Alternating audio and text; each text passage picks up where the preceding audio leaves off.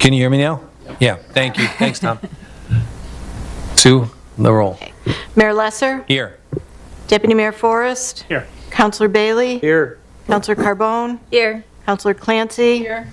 Counselor Durick? Here. Counselor Rhodes? Here. Counselor Timbrow? Counselor Zambrello? Here. Thank you. Thank you, Sue. Our first item on the agenda is a proclamation, and the proclamation is for Bosnian American Day, and I'm just going to read it. Whereas the Bosnian American community has contributed their rich culture to the American way of life, and whereas the residents of Wethersfield experience the Bosnian American community's impact through art, cuisine, business, healthcare, education, and cultural events, and whereas thousands of genocide survivors who are Bosnian Americans are thankful to be in a country that offered them safe refuge in the late 90s and early 2000s, and the opportunity to succeed and contribute to the United States through civic engagement. And whereas on March 1st, 1992, the citizens of Bosnia and Herzegovina voted for their independence from the Socialist Federal Republic of Yugoslavia, thus restoring the sovereignty of Bosnia and Herzegovina and affirming its multi-ethnic fundamental principles. And whereas March 1st is now recognized as the Day of Independence for Bosnia and Herzegovina, now, therefore, I, Ken Lesser, Mayor of the town of Wethersfield, do proclaim March 1st, 2025 as Bosnian American Day in Wethersfield and commend the Bosnian American community for continuing to ensure a strong relationship with Bosnia and the United States. In witness thereof, I hereby set my hand and cause the seal of the town of Wethersfield to be affixed this 18th day of February 2025. Thank you. And now moving on the agenda to item C-1, public hearing. Mr. Town Manager. Thank you, Mayor. This item was presented to you all for introduction at the last meeting. It is a resolution regarding defined traffic easement at 154 and 156 Prospect Street. These are both part of Millwoods Park at the entrance there, and it's for the stoplight improvements that DOT is doing in a number of locations throughout the state and especially here throughout the town. You did one recently for the Silas Deane Highway at Silas Deane Middle School. This is the same process that we go through. This has been to planning and zoning for their okay. It's an easement for the new equipment that's required to put in the new stoplights. It's supposed to improve the timing at those lights and solve some of the issues we have there, and it's also the new, more modern equipment. It is not the ugly, large stanchions that you see on Berlin Turnpike, if anyone is wondering, so we made sure that that's not the case. This is for public hearing, and be happy to answer any questions. And this will be on our agenda a little bit later this evening to take action. But now I open up the public hearing. If anybody wants to speak just on this item alone, not normal public or regular public comment, just on this item, please come to the podium and state your name and address. Is there anybody who wants to speak on this item? Seeing none, I'm going to close the public hearing. Thank you, Mr. Town Manager. And do I have I don't. Okay. The next item is public comment, and in a minute, it is a green that's in there. Hold on one second. My notes. Popped up for you earlier. Please bear with me just a second. Here it is. Okay. Thank you. So during this period, members of the public will have 5 minutes to speak on any issue. We have a lighted timer at the podium to help each speaker be aware of the time remaining. When you step up to the podium, please state your name and address, and at this point, the green light will come on showing your 5 minutes has begun. The yellow light will come on when you have 1 minute left. At this time, we ask you to begin to wrap up your comments, and then the red light will come on when you reach the 5-minute limit. After speaking, please return to your seat in the council chambers. I ask that you address your comments to the entire council and refrain from speaking directly to or about any individual council members or the audience. And I ask that you refrain from any derogatory comments or personal attacks, and please all remain respectful. This section is for public comment, and the council does not generally engage in dialogue during this portion of the agenda. If any follow-up is needed, please leave your contact information with the town clerk, and the town manager will follow up with you. At this time, would anybody like to address the public? Yes, sir.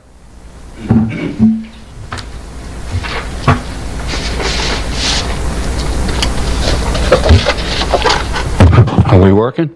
We are. Okay. Thank you. My name is Joe Sawyer, 30 Hedgerow. I am speaking tonight as a Weathersfield taxpayer under the public comments regarding the Solomon Wells House, which the Capital Improvement Committee will prioritize town projects, including 2 renovation projects for the Solomon Wells House. The first renovation is for exterior repairs at a project cost of $365,000, and a parking lot for $250,000, totaling $615,000. I believe the Solomon Wells House was given to Weathersfield by the state when the state prison closed in 1963. Weathersfield rented the house and grounds out to nonprofits such as Alcohol Anonymous, Masons, farmer markets, family gatherings, fire department, picnics, etc. The capacity of the house is 52.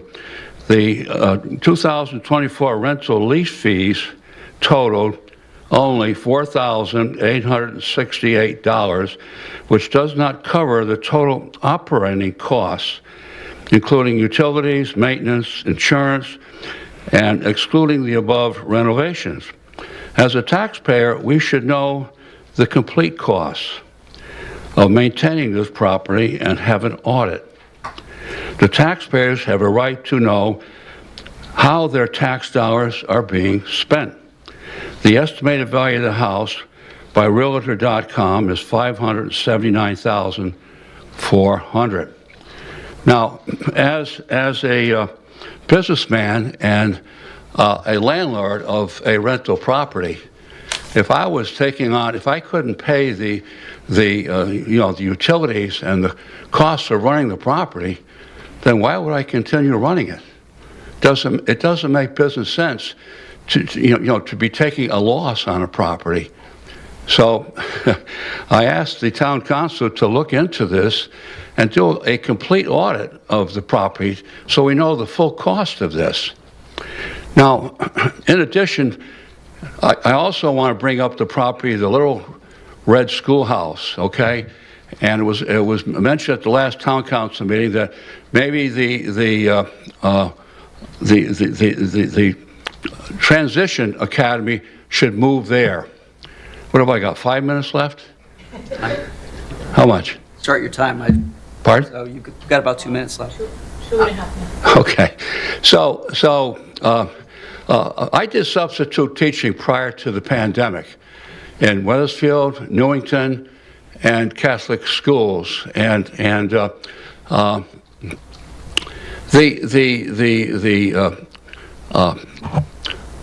Newington has a transition academy, and I spent a lot of time there working with the kids. Now, these kids are kids that have physical and or mental disabilities, and our job, as teachers, was to teach these kids lifelong skills.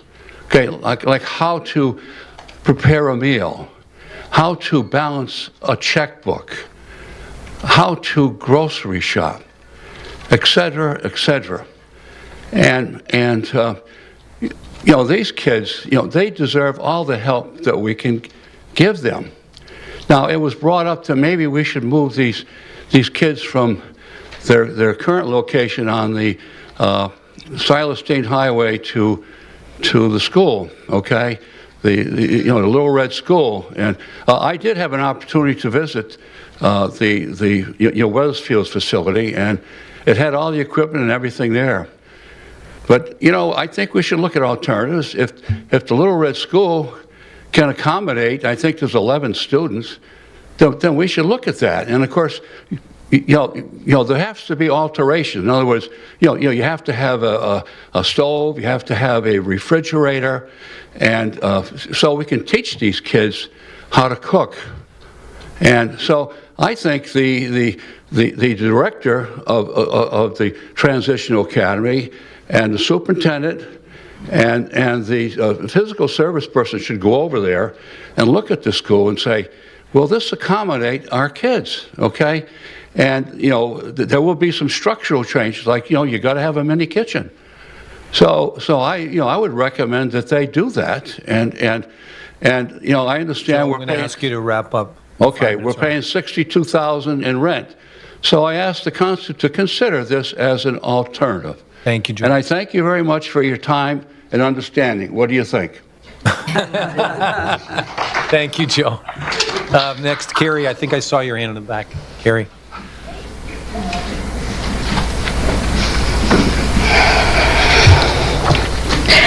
Carrie Hill, good evening, 117 Randy Lane.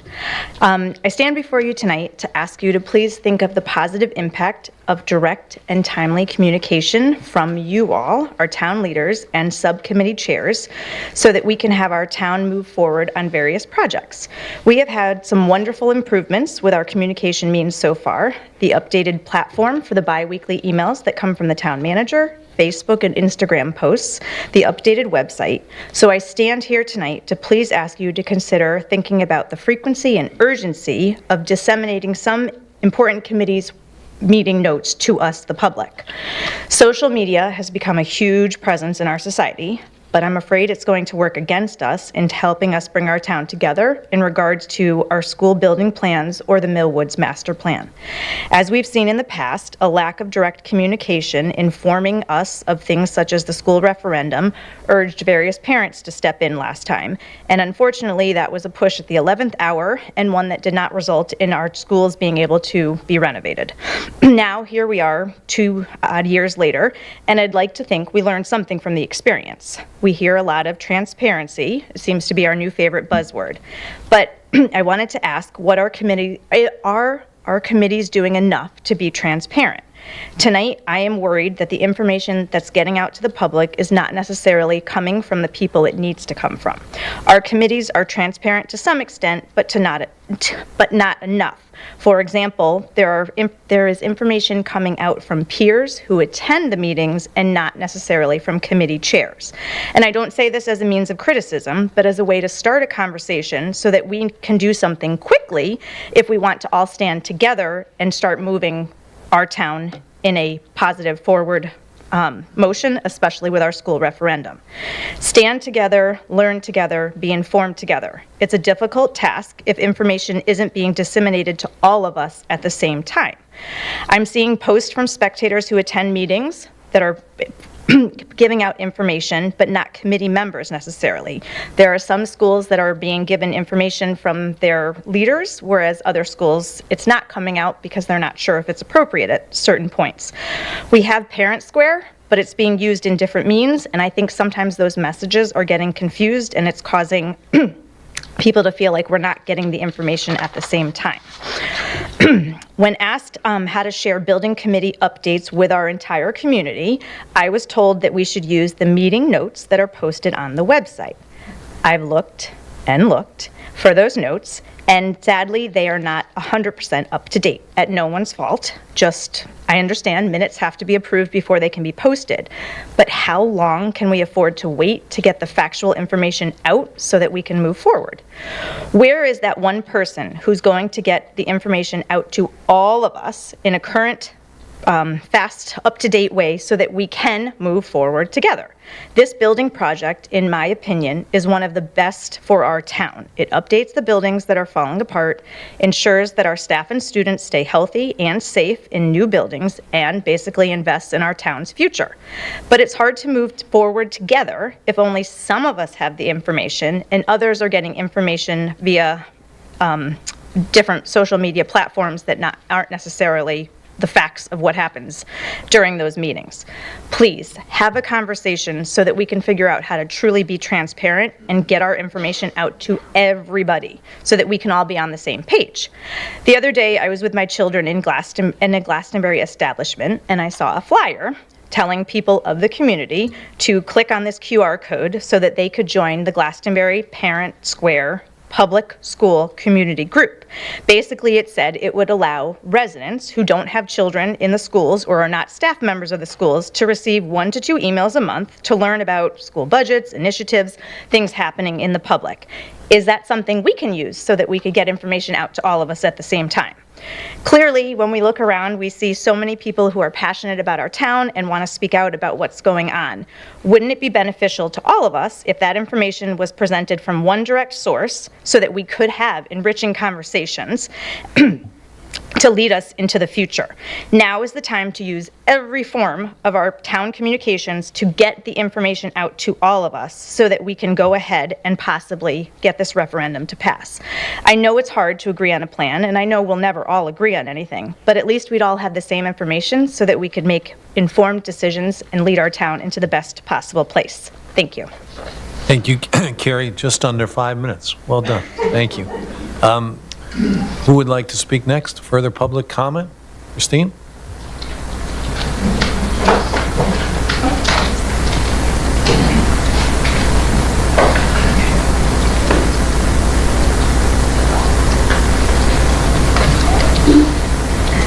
Christine, Kelly LaSella, 37 Belmont Street.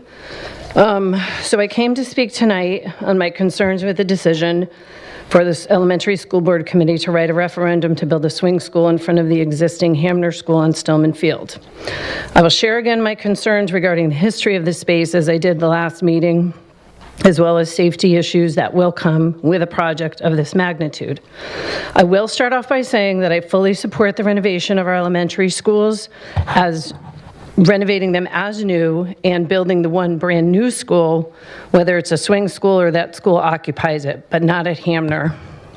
I can't believe that the suggestion even came up. Never mind, the committee voted 5-2 for it, and that is a fact because I was at the meeting, and then it was announced here 2 weeks ago at the council meeting. Standish Park is part of history, not just of Wethersfield, but of our country, and I guess you could say the world. Thomas Standish, being an early settler in Wethersfield in 1635, he was a member of the Pequot Indian Expedition of 1637, received a grant of land from His Majesty King Charles, which included the entire south side of Fort Street, which is now State Street, the Green, which is also known as Northbrook School Grounds, and Sandy Lane, which is Hartford Avenue, and Standish Lane, which is now Knott Street. Thomas Standish is one of many who were active in the welfare of our little town. The buildings and the landscape of Old Wethersfield tell a story. Standish and Stillman Park have a story. I feel cramming a 2-story building behind the Board of Education building in an area that is under 6 acres seems irresponsible and unsafe, and it would be a sad part of the story. Vehicular traffic, pedestrian traffic, buses, construction vehicles, heavy construction equipment, laborers working on a new building, educators and staff driving to work and needing to park are all things to consider in this awful equation. The narrowness of the roads in this area do not warrant and cannot accommodate all this traffic. What about those who come to play tennis, pickleball, and basketball? Where will they park? How safe is that, as it appears a road will go past each of these courts? What about the people who come use the baseball field, the well-used field by WHS, by local leagues, and families who come just to hit a ball around? But wait, that's getting removed and taken away. I understand they will replace it, but that will be in 10 years. We have a field issue in this town, and to remove that field that's been there and well played for over 75 years seems wrong. And now there'll be a road that divides Standish Park from the said building. What about the people going to Laura's Garden, Mikey's Place, who want to have a picnic in the open field? Where do they park? How do they stay safe with a road coming directly through this park? How many of you in this room have run through that wide open space from Hamner to Mikey's Place? How many of your kids have run through there? And maybe some of you, your grandkids. There will be no more road, there will be no more field to run through.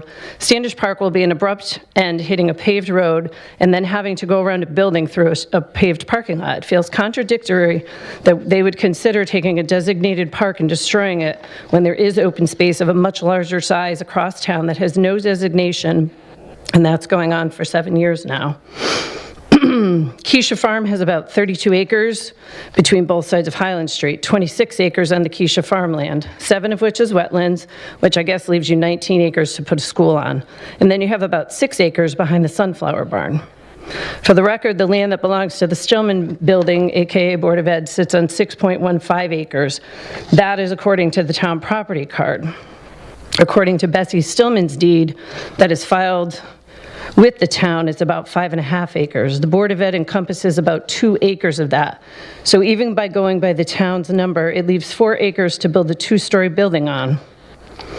It just doesn't seem right. Keisha is far larger and more accommodating for the swing school and makes perfect sense considering Highcrest School has the largest population, the roads are wider, and the entire project would be much safer. You can use the barn, there's land behind it, they can use that for recreational and educational and even growing of crops. There is a plan of conservation and development is the official document in Wethersfield that establishes the official set of recommendations, policies, and goals for the use of land and preservation of the town's natural, historic, and other resources.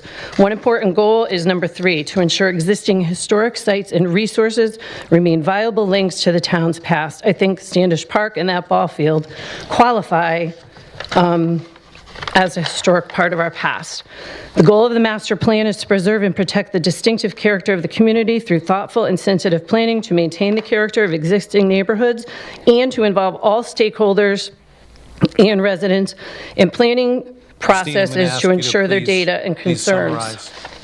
That's okay, I'll come back. There's a copy for each council member. It's just some tidbits on the master plan, so you all can get one, and I don't have time to tell you everything, so. Thank you, Christine, thank you. Further public comment? Mr. Woodward and then Sarah, I have you on deck. So Bob? Thank you. Okay, I didn't see her.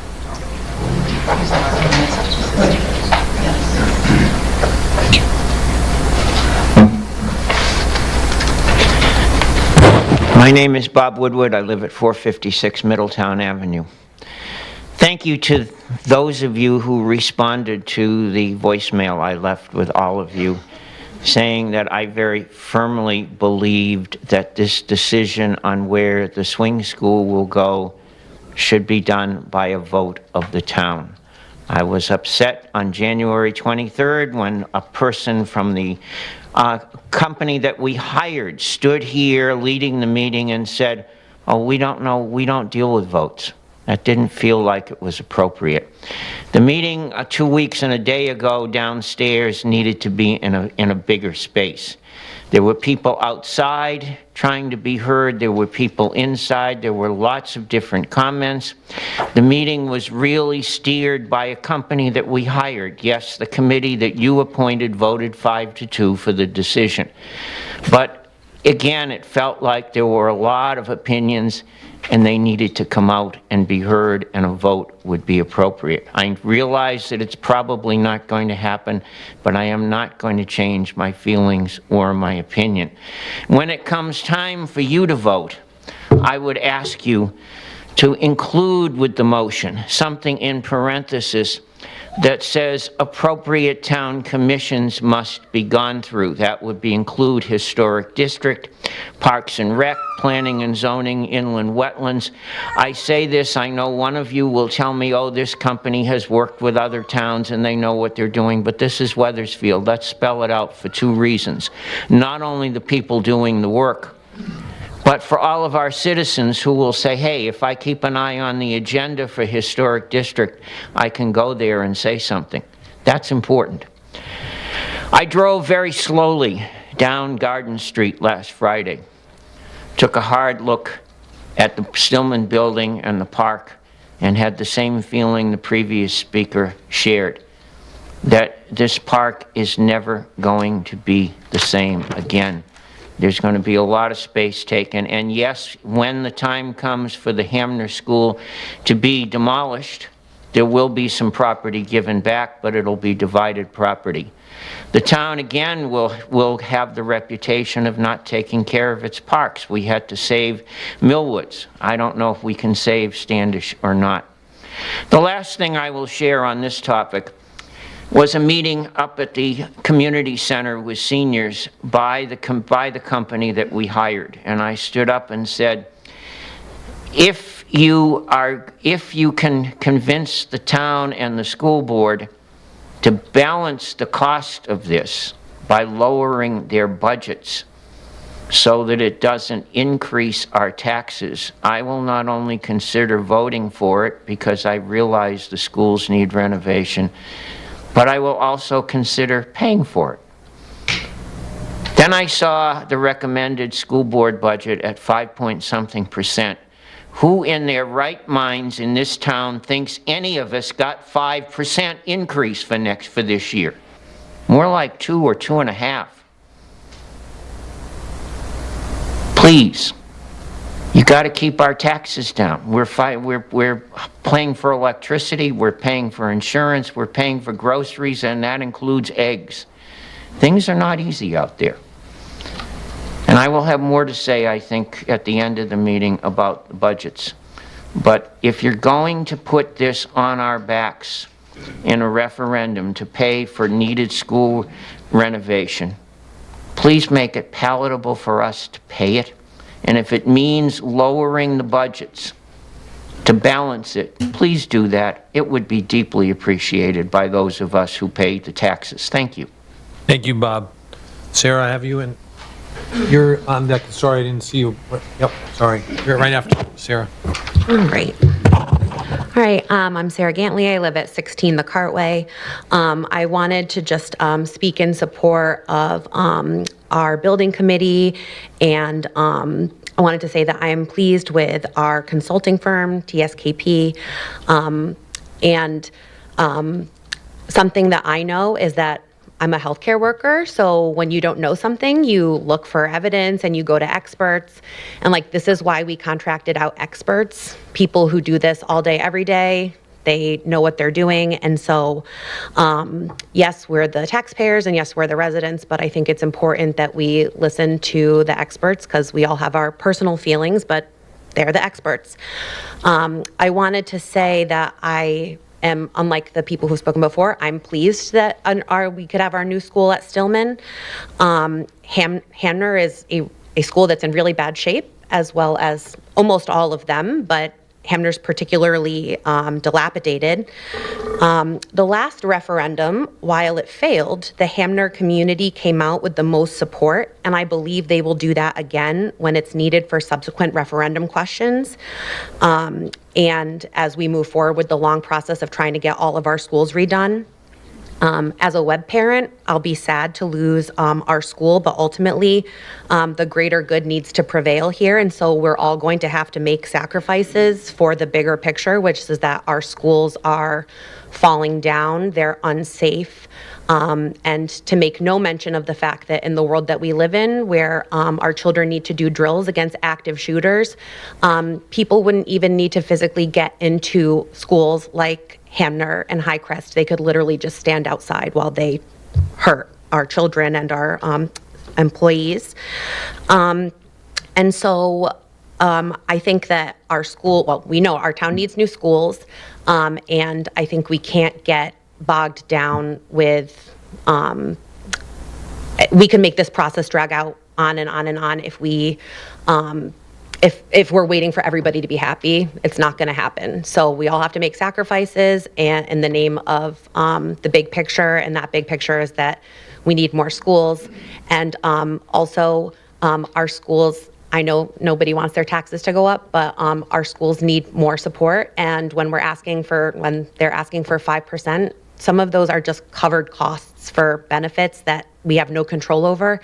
But again, as a web parent, that our school houses the LEAP program. So for students with autism, that's a big draw into our town. Our school has the most English language learners, even more than Hamner at this point. We have one social worker. We have the same one social worker that every other school has, and we have arguably the highest need.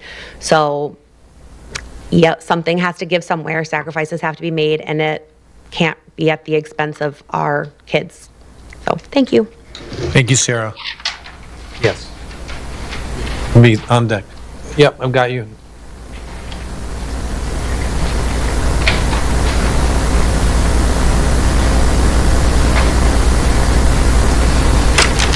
Hello, my name's Deanna Colley-Ford. I live at 115 Church Street in Old Wethersfield. I want to thank the committee that has spent countless hours trying to establish schools, safe schools for our little children. They are not paid, they're volunteers. They have found a huge problem within this town, and they've taken their own time, and people should not be saying anything negative about these people, and I hope they are not. Second of all, years ago, I was the president of Hamner PTO. I invited the town council, 15 years ago, the town council and the Board of Ed to come to our schools and see the buckets and the mold and all this stuff that you have seen. That was 15 years ago. Since then, nothing has been done. Nothing. We are a great community. We are Republican, Democrats, whatever. We are here. And these children don't have a voice. They don't have a voice, that they go in and they're sick all the time. There are schools that have no heat, that have space heaters in their classrooms. What are we doing? It's just insane. Let's see. My neighbor, who is a teacher, who is a middle school teacher in this town, has quoted and said, "As a parent and a teacher, I fully endorse the 5 to 6 swing school option. I have taught general and special ed at both elementary and middle school levels. And I assure you, our kids need more time in a middle school model. Kids need explicit instruction and executive functioning skills such as time management, task initiation, long-term planning, and organization. It's very difficult to teach these skills in an elementary school. Socially, our kids are exposed to a very different world than we grew up in, or even my children, who are 20 years old, grew up in. Their needs are better met within a school that is designed for unique needs of a 5th grader and a 6th grader."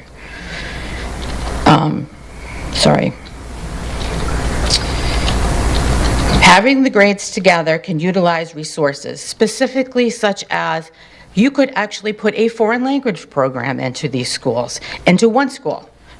You can have industrial tech programs. You can have cooking classes, things that can't be done when they're all spread out throughout a town.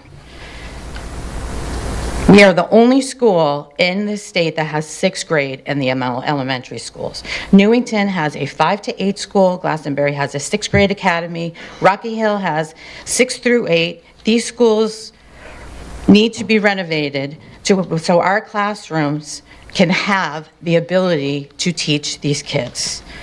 There's mold, leaking roofs, windows, space heaters. People in business wouldn't work in these schools. Our schools are built with cancer-causing agents. The town should be ashamed that we have not been able to, as a community, establish an elementary school system that is safe for our children to live in. Children are exposed to town-wide sports. Nowadays, they actually just don't have a neighborhood friends. They have friends in town soccer, programs that are town-wide. They have already experienced the ability to meet other kids outside of their neighborhood. This is needed for these 5th grade and 6th graders. And residents have come out and commented either way. And what I ask of all these people that are certainly commenting now, come and volunteer. If you have problems with what this committee has done, then why don't you productively do something instead of just typing it in a computer as a comment? This is our town. We are not just Republicans and Democrats. We are Wethersfield citizens, and we need to give these little kids a safe place where they do not get sick and they can learn. Thank you. Thank you, Deanna. A further public comment? Yes, ma'am, please. My name is Marianne Salvo Drennan. My husband and I have lived at 246 Garden Street for the last 33 years. For those of you who don't know, I live right next to Hamner School. We have raised our children throughout the Wethersfield school system. Our daughter will be 33, our son will be 31, and this is the tale as old as time in Wethersfield. I think I have to echo Christine Lacella's comments about the historic district, not only because I live there, but because what she said is absolutely true. I live there and I see people all over town. People come from Hartford for a safe place to play. And I don't think all of these considerations are being considered.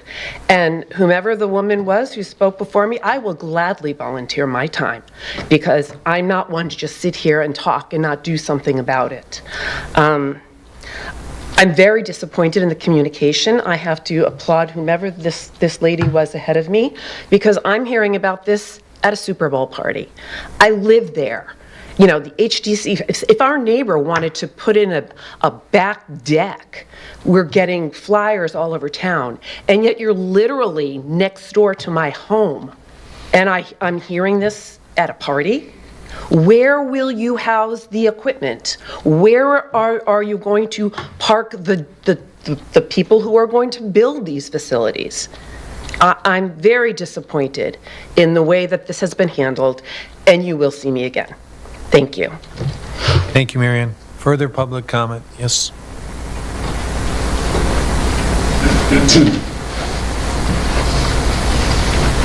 Hello, Brian Amoroso, 95 Church Street. Resided there since 1975. I'll be pretty brief. I was at the last building committee meeting. The builder made clear that it was perfectly capable of putting that swing school at Keisha Farm. There's no reason it can't be done there. 6 years ago, this town spent $2.5 million to buy that space. It's still sitting empty. One of the reasons that it was purchased was supposedly be for municipal use. So rather than take away the park that hundreds of people use every day and have for many years, why wouldn't you use the open space that's already there that you made the taxpayers pay for already? I would love to hear the reason for that, because I still haven't heard it. That's all I have to say. Thank you. Thank you, Brian. Further public comment? Yes, in the back.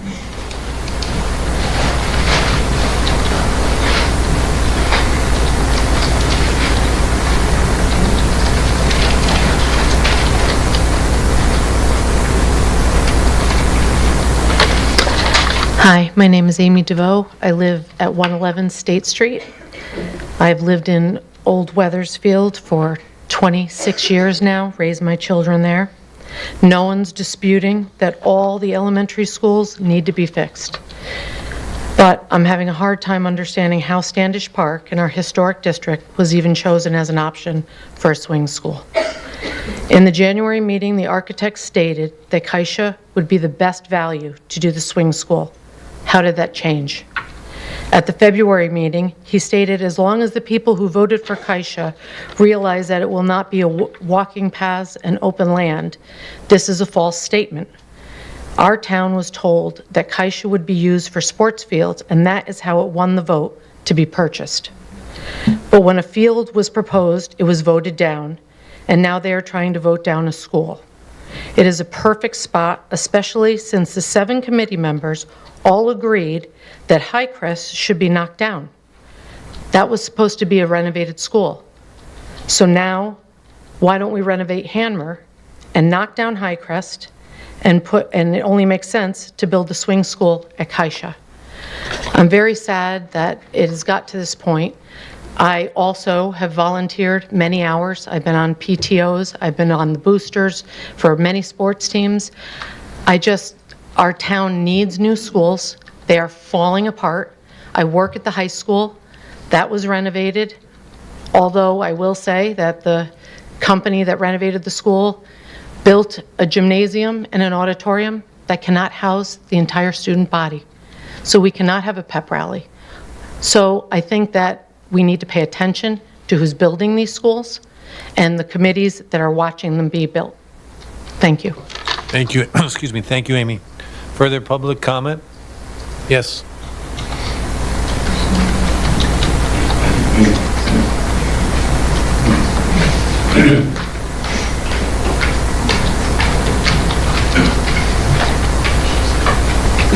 Hi all.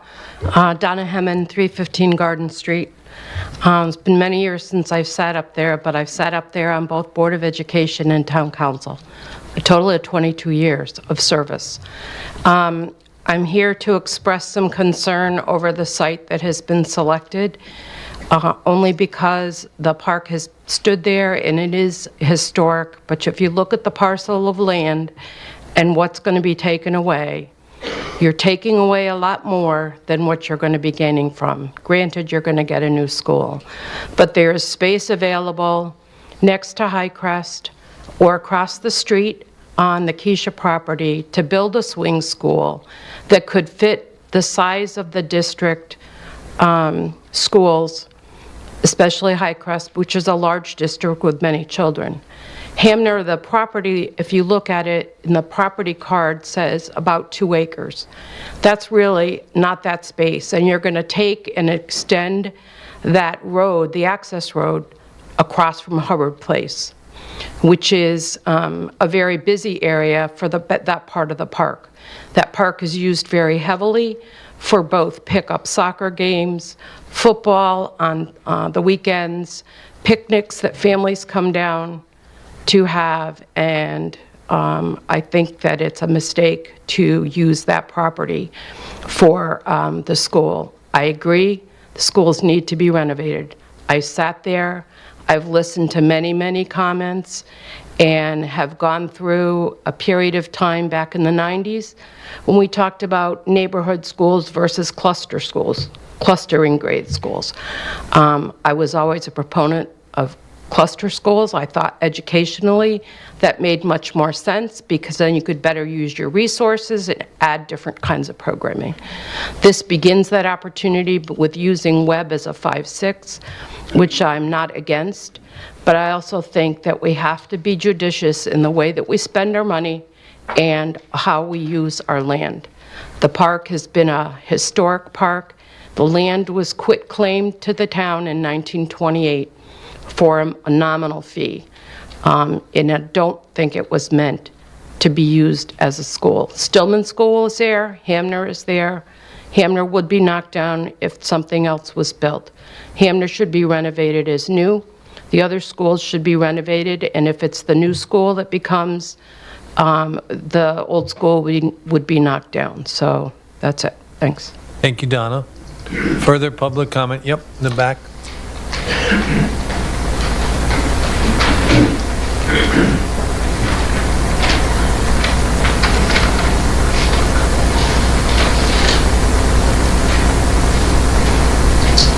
Hi, my name is Mindy Gold. I'm at 405 Ridge Road. Thank you to the Town Council for the opportunity to speak in support of the progress being made on the elementary school building proposal. I am the parent of 2 little ones who will be 1 and 4 in April, so the future of our schools is very personal for me. Many people speaking tonight have children who have already aged out of the public schools, but mine haven't even entered yet. When my husband and I moved to Wethersfield 4 years ago, I was pregnant with our first child, and we knew we were putting down roots for the long haul. We felt that Wethersfield would be the perfect place for us to raise our family for so many reasons, one of which is because we believe wholeheartedly in public education. So when the 2022 referendum failed, I personally was shocked. I grew up in South Windsor and saw my little elementary school that was built in 1959 recently get the most amazing update in 2020. My kids are set to attend an elementary school built in 1953, and there is no date in sight to start construction to renovate that. And that feels like a failure.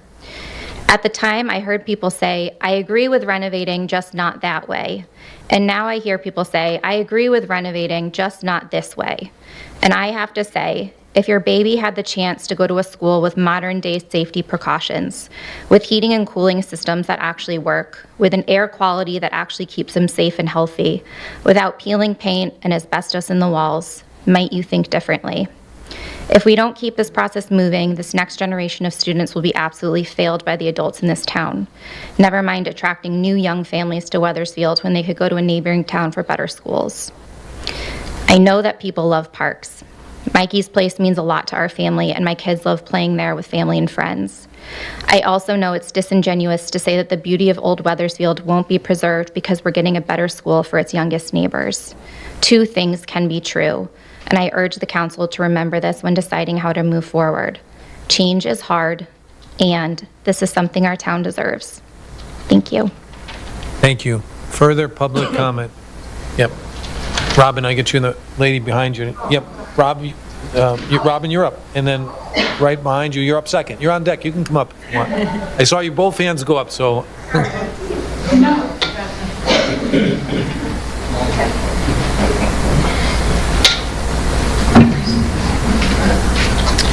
Robin Barassa, 248 Dale Road.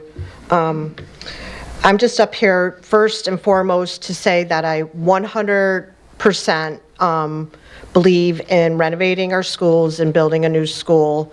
I have worked on 2 previous PACs, not the last one, but the 2 prior, and volunteered a lot of hours on behalf of education and schools in this town. And I always remember saying that I hope when I'm older and my kids get through the system that I will be in full support of schools, and I am. I want the schools to be renovated. They're tired, they're old, our makeup is changing. We need to bring everything up to the 21st century. But that being said, I think to cram a 2-story elementary school in a park in the middle of Old Weathersfield is counterintuitive. It is not a big space. When new elementary schools are built, generally speaking, they look for land for 1-story facilities for obvious reasons. I won't go into the historic reasons why. I think a couple other people have mentioned that. We own a huge parcel of land that has been sitting there vacant for almost 8 years. We bought it under a pretense, and now it's sitting there. People are concerned about open space in a town. We're lacking it, I get it. But there is enough to be, we can spread the wealth. On one parcel of Keisha Farm, we have a barn, we have land for community gardens, for educational, for walking trails, and then we have this large parcel of land on Highland and Collier that we can build a school, still maintain some open land for visual purposes, possibly trails, and athletic fields to help support our sports groups. And it was also stated, and it's been noted, that Highcrest definitely has one of the bigger student populations anyway. So I would just like to close in saying that I fully support and all brand new renovated schools, a new school, but I really would like to see that at Keisha Farm. Thank you. Thank you, Robin. Yep, you're on deck.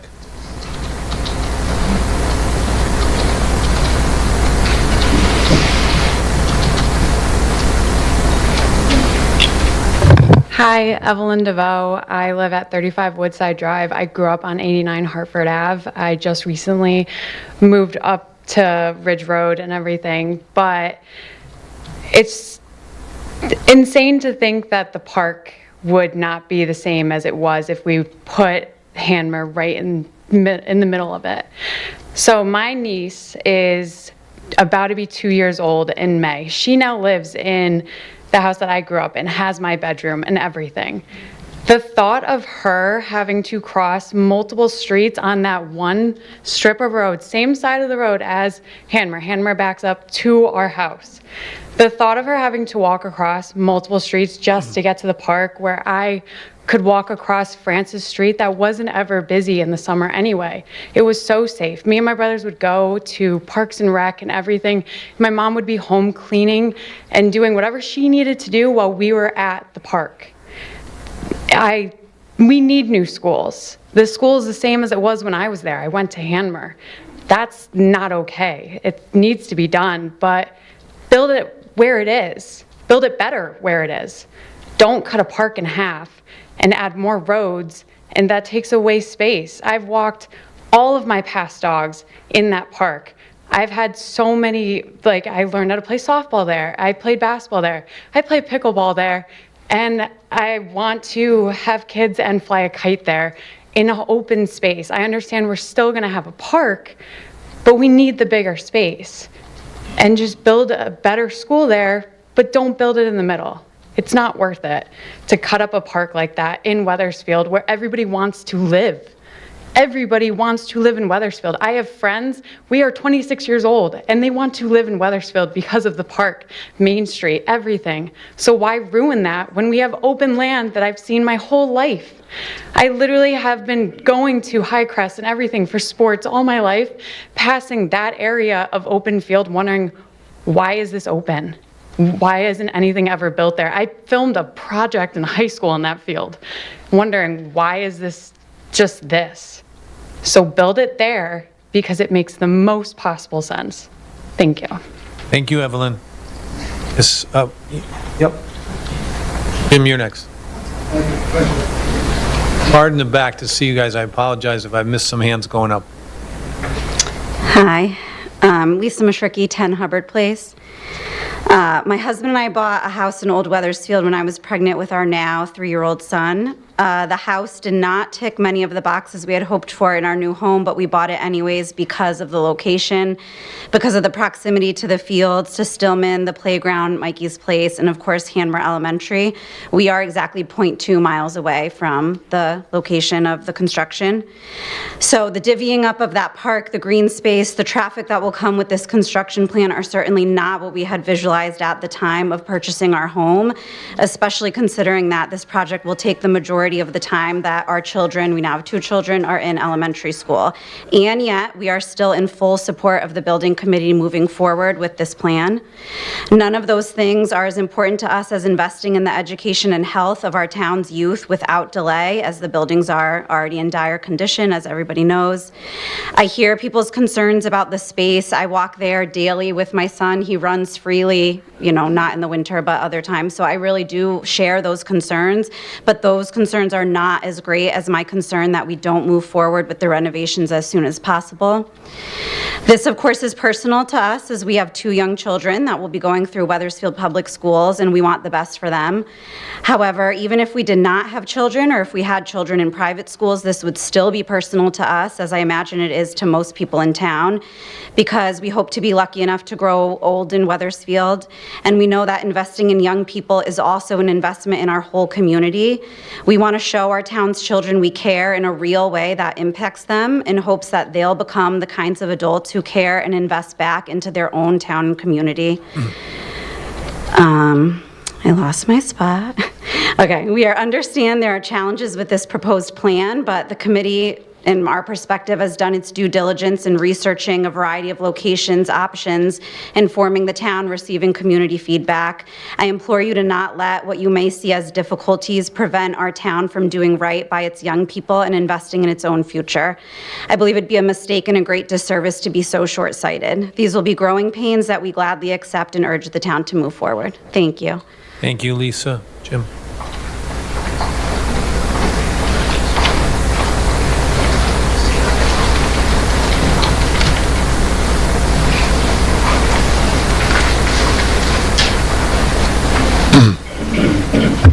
Good evening, Jim Pettit, 88 Griswold Road. A few different topics and circle back around.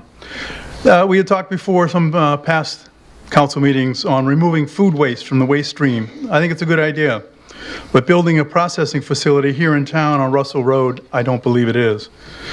The area is adjacent to a large residential area, including Schoolhouse Crossing, Tinsmith Crossing, and Potter Crossing development.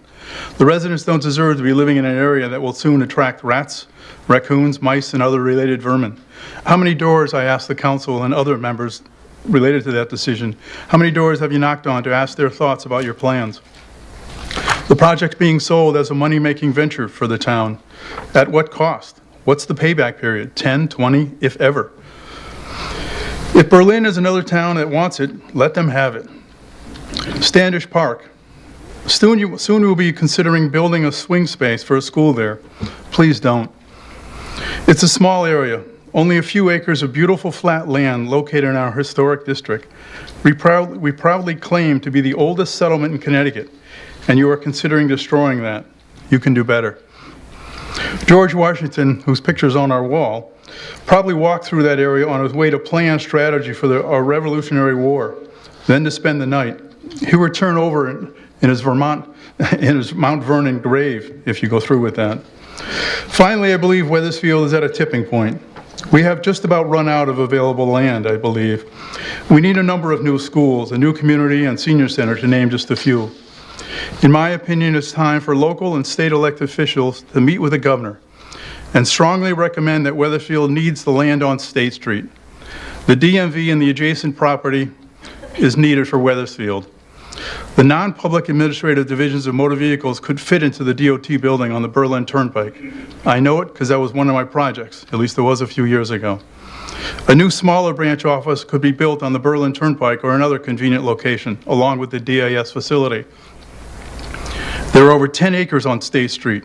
It's time to reclaim it for its highest and best use for the town of Weathersfield, that is our use. And if you knock down DMV, or even leave that in place temporarily, the space behind it, where the DIS motor facility is, that could be built on first, and then the DMV torn down. Could be done. Think about it. Thank you, Jim. Further public comment, Mr. Young.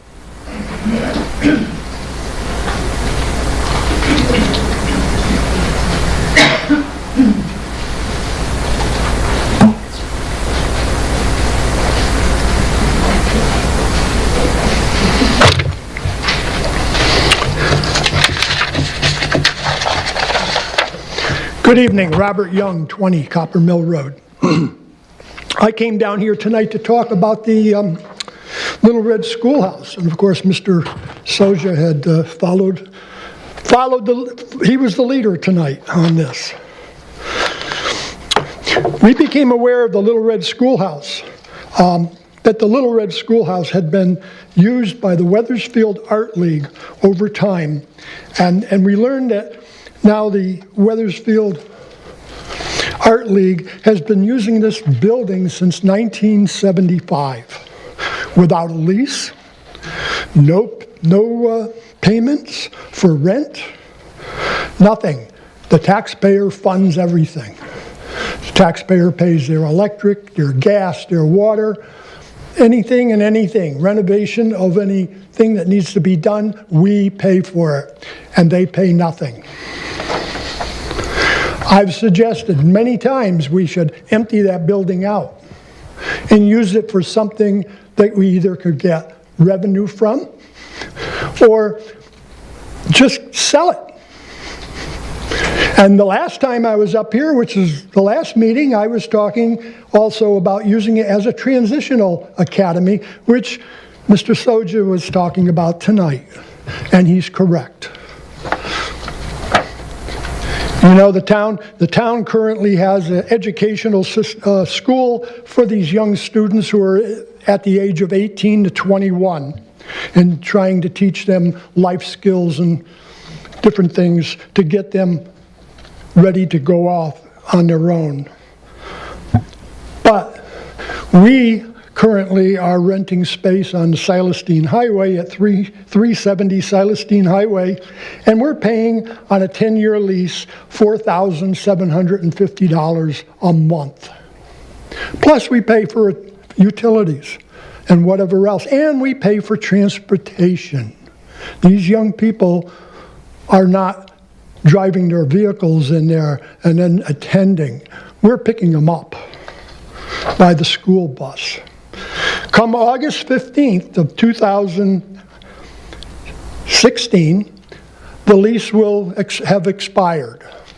And of course, in the current lease, there's a renewal policy in there for it to start the 11th year and 12th year and 13th year. And that would be at the price of $5,225 a month, or $62,700 a year. I have suggested that we should be looking at that building and putting a building in the back of it, such as one of those temporary school buildings that has everything in it. The classroom, has the facilities for the restroom and whatnot, and it wouldn't hurt the building itself because it would be in the back. It's currently right one house away from the bus line. And look, Town of Weathersfield buses these students in there as it is. So we don't even need to be on a bus line. So I really believe as we go along, we only have a little more than 1 year for this lease to be expired. And once it expires, the rent goes up from $4,750 to $5,225 a month, which is a lot of money. And if we built something in the back, put in one of those temporary buildings, I don't know what they cost, but it certainly does. There's certainly, instead of paying $50,000 or $60,000 a year somewhere, we could do something and save money. But in the past, Town council has no inclination of saving money. The only thing you know how to do is spend money. So that's the one thing I wanted to talk about tonight. And I think there were some good ideas that came up here tonight from some other folks. Some things that caught my ear was we all have to make sacrifices. And as I'm sitting out there, I've been making sacrifices for 40 years and more living in this town. I don't think I should be making any more. And this other person said, and we don't have a voice. Well, I guess this is the only place you can have a voice. But they have had a voice. They go to their Board of Education meetings and they voice their opinions. So, and the Board of Education, their budget, like someone said tonight, 5.6% increase. That's horrendous. Thank you. Thank you, Mr. Mayor. Thank you, Mr. Young. Yes, ma'am, in the way back. Tom, did you have your hand up too? You're after her. Patty Carroll. Okay, if I missed you, I apologize. Go ahead. Good evening, Mr. Mayor, Town Council members. Thank you so much for your service. This is how democracy works. Thank you all. My name is Janice Olson. I live at 99 Hartford Avenue, and there's been a lot of discussion tonight about the Stillman School. I just recently learned about this through an email from a friend. And I would just ask the council members to consider carefully their options. As Joni Mitchell said, pave paradise. Once, once it's gone, it's gone. It is a historic property.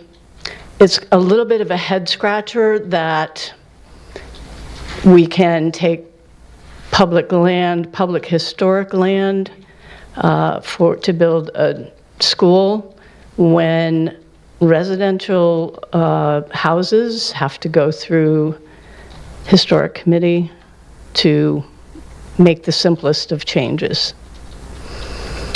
The character of Wethersfield, I've only lived here a couple of years. It is an amazing community with amazing people. And the history of it, the historic nature and the vibe of it, if you will, is a real selling point, and it's something that I think is worth preserving. I understand that if the alternate property is used, that there would be a delay in the construction process. However, I think a delay and using a more appropriate space while we preserve the integrity and the beauty of downtown Hartford is worth your consideration. Thank you so much. Thank you, Janice. Yes, Tom, and go ahead. Yeah, I'm sorry I didn't see you before. Tom, you're on deck. My apologies.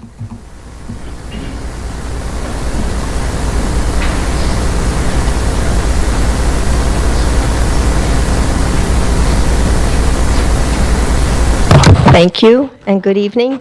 My name is Patricia Carroll, 34 Chesterfield Road, and I'm a former Hanmer parent. It's a great experience, great school. We're fortunate we have great teachers. Thank you to all of you who give so much of your personal time to all of us, to our town. I was looking through the plans for the school, and I did want to share just a few thoughts, one of them about the Hanmer swing build option. Clearly the smallest piece of property. That will be divided by 2 roadways or egresses between parking and through traffic. To me, this is going to chop up a historic green space. I believe Bessie Stillman gave the land for the park in 1923, and then Standish Park was gifted in 1928. Standish and Stillman are names that go back in our town for hundreds of years. I believe they were bequests. This land could have been sold. It could have been given to family, but it wasn't. I think it was given to the town in good faith to have and to hold on to. By putting the swing build school there and eventually putting in those 2 egresses, it's going to forever alter the legacy of this historic green space. And looking at the plan under the topic of topographical issues, under acreage constraints, it listed none. I found this astounding because topography refers to both natural and man-made features. Man-made. So this plan plots smack dab in the middle of a densely populated neighborhood in the largest historic district in the state of Connecticut, a school, a new school.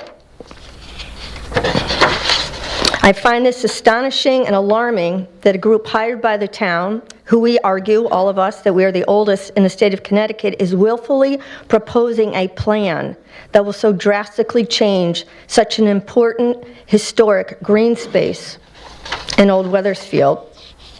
The Historic District Commission has played a vital role in creating and maintaining our historic charm and reputation, all of which has raised the cultural profile of our town. My question would be, was the plan to have a new build swing school in Stillman Park developed in concert with or in consultation with the Weathersfield Historic District Commission? I was looking at the 2008 Weathersfield Master Plan, the blueprint for our future in Old Weathersfield. This plan specifically states that the Historic District, Commission guidelines be, and I'm quoting, be consulted to make appropriate decisions regarding any reuse and construction projects. The plan also notes the importance of public outreach, which one of the women had spoken about earlier, and I agree with that. I would like to see all of you on a Saturday or Sunday in a school, you each take a classroom, and you host 5 or 6 people so you can really have a conversation with everybody. With respect to our town's history and past, without respect for our town's historical past, 91 would have run right through what is now Old Weathersfield. The Comstock and Ferry barns would have been torn down about 15 years ago. Treasuring our history is a gift that we give to our future generations. This particular plan involving Hanmer, the Stillman Green, and by connection Standish Park should be of concern to all Weathersfield residents, not just Old Weathersfield residents. The Hanmer swing build option is an unwise option. It disregards our culture and history of preservation, and that which specifically makes Weathersfield and Old Weathersfield special. Thank you. Thank you. Tom?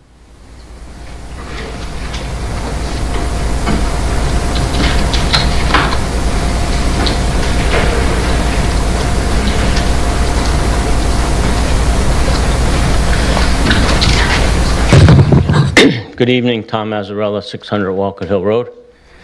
I guess I first would like to start with some of the positive comments that Carrie Hill mentioned earlier about communication and transparency. And I think with this project, it's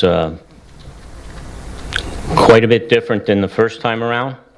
A lot of improvements have been made as far as communicating what's going on and what's happening, but it's still not there yet. The public is not being made aware of all of the information. They get made aware of the positive parts of the information, but things that are negative, like this proposed swing space, have not been publicized, have not gone out to the general public. And then when some folks decide, well, I'll take it upon myself to put some of that information out there, a lot of it gets criticized as being inaccurate or false or misleading. Some may be inaccurate, but barring no correction from the people running the building committee, Board of Ed, the Town Council, people have to go by what they hear. It's just human nature. I think the whole process has been moving at a much too fast pace for the size of the project and what's at risk here. And like a lot of people have said it, I believe the majority of people in the town will vote to repair our schools. They know it needs it. But you go throw a wrench in the works and put this swing school decision up to a building committee of 7 people, I believe. And out of the blue, it's getting smack dab in the middle of Old Weathersfield. It's not going to fly if you do that. And people don't understand how the process works, but this whole plan is getting put together at lightning speed, and it's going to be presented to the town council, and the vote is going to be not whether this school should be in Henmer or Highcrest, but whether or not to advance it to a referendum. I sat up there. I happened to be the only one of the 9 council members that voted against advancing the last referendum for school because I thought it was a very poor plan. I conveyed that information over many meetings to the public before I made my vote, but it still passed. The general consensus was, well, we'll leave it up to the residents to decide. That's the real way to do it. Well, I challenge everyone up here to go out and listen to the public. Don't have a meeting with 25 or 30 or even 50 people in it and say, well, most of the people said they were okay with it, so we're going to go with it. There's 27,000 residents. Hit the streets. Get on the phone. Talk to people. I hear a lot of negative comments. Do I only hang around with negative people? I don't know. Hope not. I mean, I'm not trying to make light of it, but I think that, like I said, if you take your time and slow down, it doesn't have to be June 10th. I mean, you're on your agenda, you're hiring the bond counsel. They're getting ready to do their thing. It's all going to be cast in stone with that swing space being identified in Old Weathersfield, and I'm predicting the referendum's going to fail again, and you're going to have to go back to square one. We're going to lose more and more years. So take a little extra time, slow down, convey all the information, the good information and the bad information. Just be honest with everybody, and I think you'll get the good result. Thank you. Thank you, Tom. Any further public comment? Sally?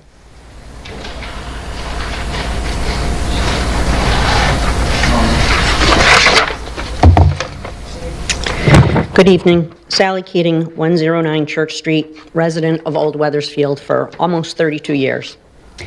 I got involved in the elementary school building project in 2023 after the first referendum failed and seeing the poor conditions of our schools with my own eyes. I am the co-chair of the Weathersfield Elementary School PAC, which was established to help support a well-thought-out plan for improving our elementary schools. As the co-chair and a Weathersfield resident who cares about our town, I have attended almost all of the building committee meetings. I think there's been about 11, open to the public.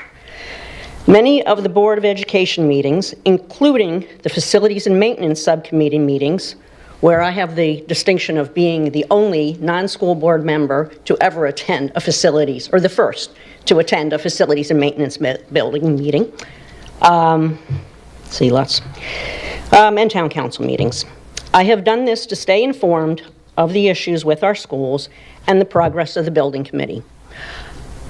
I have listened to the building committee members as they discuss school tours and the RFP for the consultants.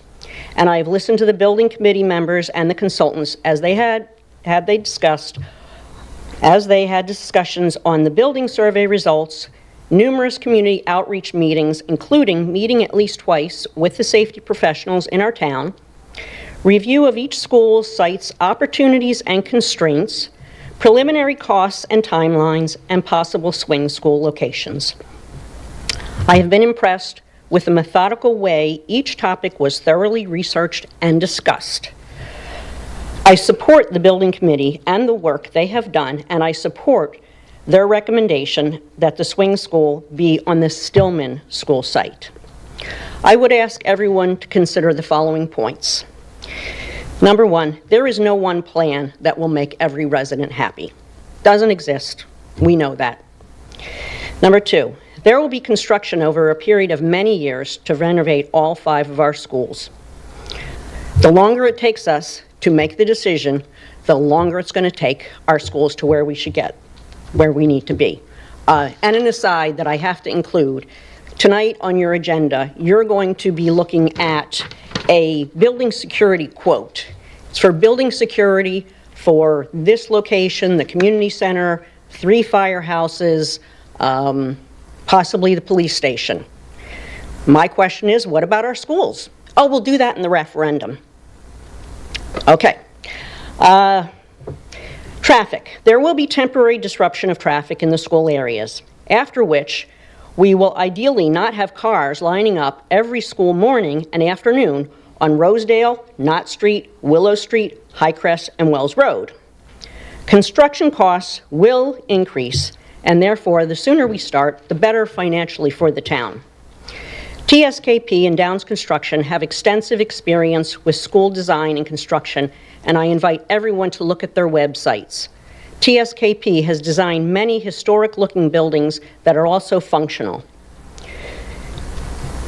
The proposed swing school at the Stillman School site is the same location as proposed in the last referendum. I encourage everyone to go to the website established by the consultants and the building committee. Review the questions and answers provided. They may answer some of your questions. If you have additional questions, ask them. There's a form right there on the site. In December 2024, there were estimates.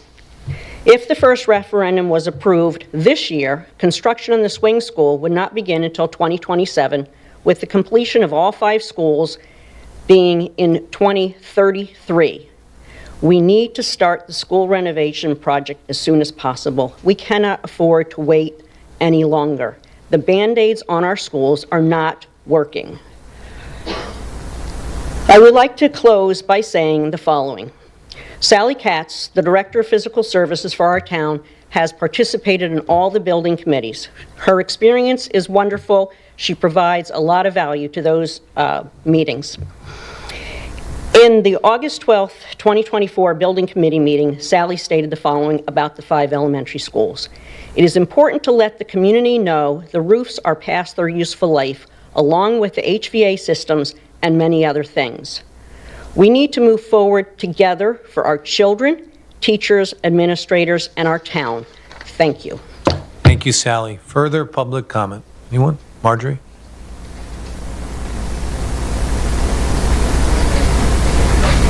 Hey, Marjorie Carson, 12 Avalon Place. I just wanted to make a few clarifications. I'm also on the Board of Ed, but I'm also kind of one of those people that I'm just absorbing the information because the building committee is going through their process first. But just knowing some things that might have not kind of been clear for some of you. One is, and Sally just alluded to it, the last referendum included building Hanmer on Stillman Field. A lot of people don't know that. They don't remember that that was actually part of the referendum. And so the town council was here then, and the Board of Ed that wasn't there then voted to approve that. And one of the reasons is, and from then it wasn't as clear because there wasn't as much information. There was a lot of, because of COVID and other things. But the field, that Stillman Field, was bequeathed to the town. That's right in front of the Stillman building and literally these are the words, for school buildings and school grounds.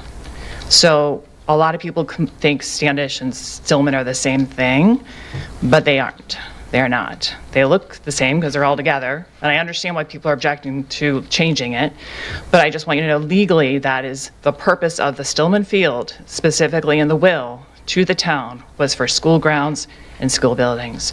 So that was one of the reasons why they proposed it for the last referendum, to also build next to a brand new school next to the old Hanmer, right? Hanmer we have now.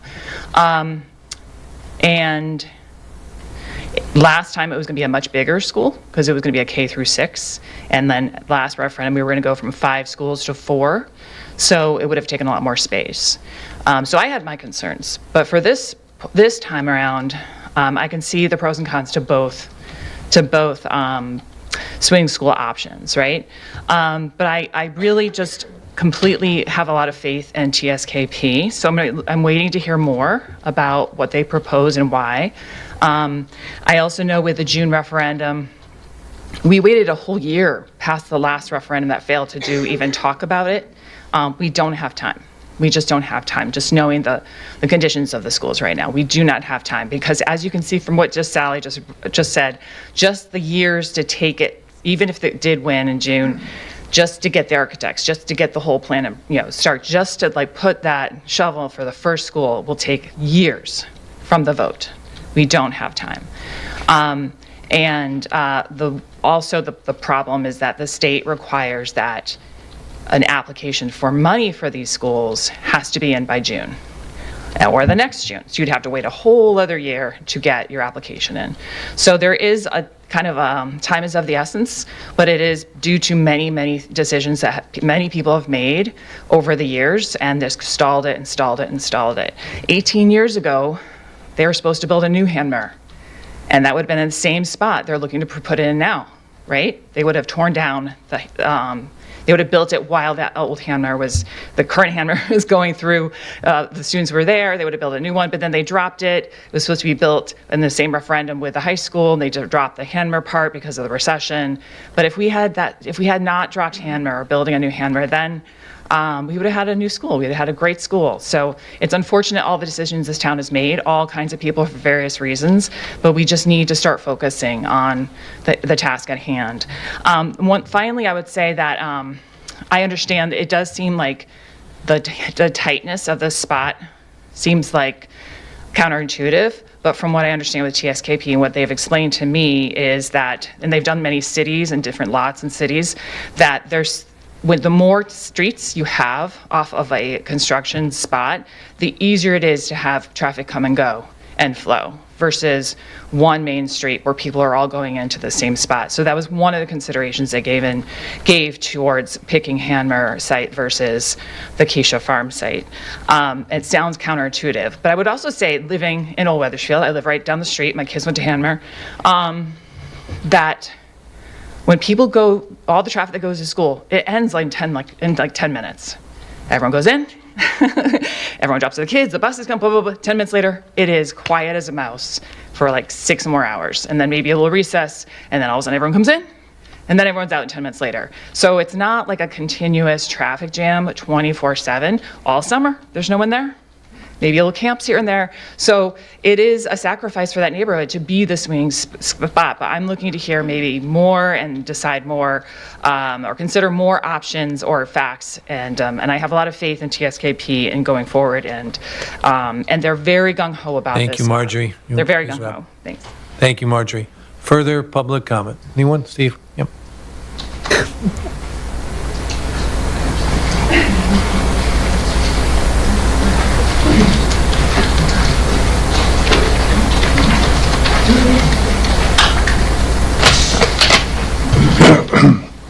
Steve Kelly, 29 Old Smithy Lane. I knew there was a reason I wait to the last. I was at the last advisory meeting, and if it was anything like their other meetings, I was very unimpressed with it. And unfortunately, you're the body that's going to get stuck with all the blame if a referendum doesn't go through successfully. You know, the advisory board, they tell the Board of Education, they're going to come to you. So you guys have the power on how to phrase the referendum. Say, look, guys, we're in charge of the money, and we know what's going to fly. So the first thing that they said at the last meeting I was at was, well, the reason that that failed was lack of transparency. And yet I hear people coming up here, a lady that lives right down the street from Stillman Field. She says, it's the first I've heard about it. So it's not like anybody's trying to get this plan out there. One of the things that bothered me about the original referendum, the superintendent says, well, we're going to close Charles Wright because there's not enough room there to do what we want to do. I have no idea what you wanted to do there because there's an awful lot of room there. That property goes for blocks all the way down Highview. So they've always come up with reasons, and people come up with other reasons. They just don't fly. But what I'd like to start off with is, I think you have a vast majority in this town that agrees we have to renovate the schools. But destroying a historic piece of property, and if you go back, there was a guy, Herbert Swan, back in 1928, did a study for the future of Wethersfield. And all the studies after that, the master plan for old Wethersfield, everything, they not only talk about buildings, they talk about sites, they talk about neighborhoods, they talk about areas. They've played baseball on Stillman Field for almost 100 years. The first Wethersfield High football games were down there in 1958 until we got Catone Field underway. So it's historic there, not to mention just how good it looks, the passive recreation. You don't have to be doing anything organized. But you go look up any of these records that we have in the master plans, and you're going to see this is something they want to do. I've also looked at a bunch of deeds that we have, and I'll be darned if I can figure out where one property starts and where one ends. But I do know one thing. You're going to pave over a nice little piece of paradise. I don't know if I doubt you're going to have a basketball court, and I don't think you're going to end up with tennis courts. They keep changing everything about, well, we'll have the buses come in here, we'll have the buses go there. But the big thing that concerns me is, I was at the meeting here when the architect said the hardest school to renovate, and they'll all be renovated as new. You won't know that they were old schools. The hardest one would be Highcrest. So why would we build a swing school down at Stillman, and we're going to have to overbuild it to handle the large population coming from Highcrest? Because Stillman has the lowest population. I think I've told you before, we bring in kids south of Wells Road, south of Prospect, they go to Hamner. It doesn't make sense. You build a school up on the north side of Highland Street. We bought that property. I remember the mayor saying the big reason, we don't want any more school kids. We don't want to have to build more schools. Now, then they start changing their tune into something else. Well, that's an ideal place. It's not going to bother anybody. It's not going to infringe on anybody. Unless they got some secret plan for what they want to do up there, whoever they are, I have no idea why you wouldn't just go up there, renovate Hamner. And the main thing is, if they were in such a hurry, why did it take them so long to come up with this plan? They're saying, hey, we got to rush it. We don't have to rush a referendum. It should be held in the districts where we have normal elections. That would be in the next November election. The thing that bothered me, I did read, give me just like, come on, I won't come back again. Give me a couple extra seconds. Okay, Steve, go ahead. Just wrap up. They talk about, I just lost that thought. But I was going to say something nasty probably. But you know what? We can do this right. We can get everybody behind it. We have to renovate, but we need the plan B. We need to have a plan, and that's up to you guys. You got to put somebody in charge to maintain these schools. Thank you, Steve. I mean, you've heard that before, but this is going on. We got the wrong leadership in there, so. Thank you, Steve. Anybody else? Any further public comment? Got most of you. Yes, sir.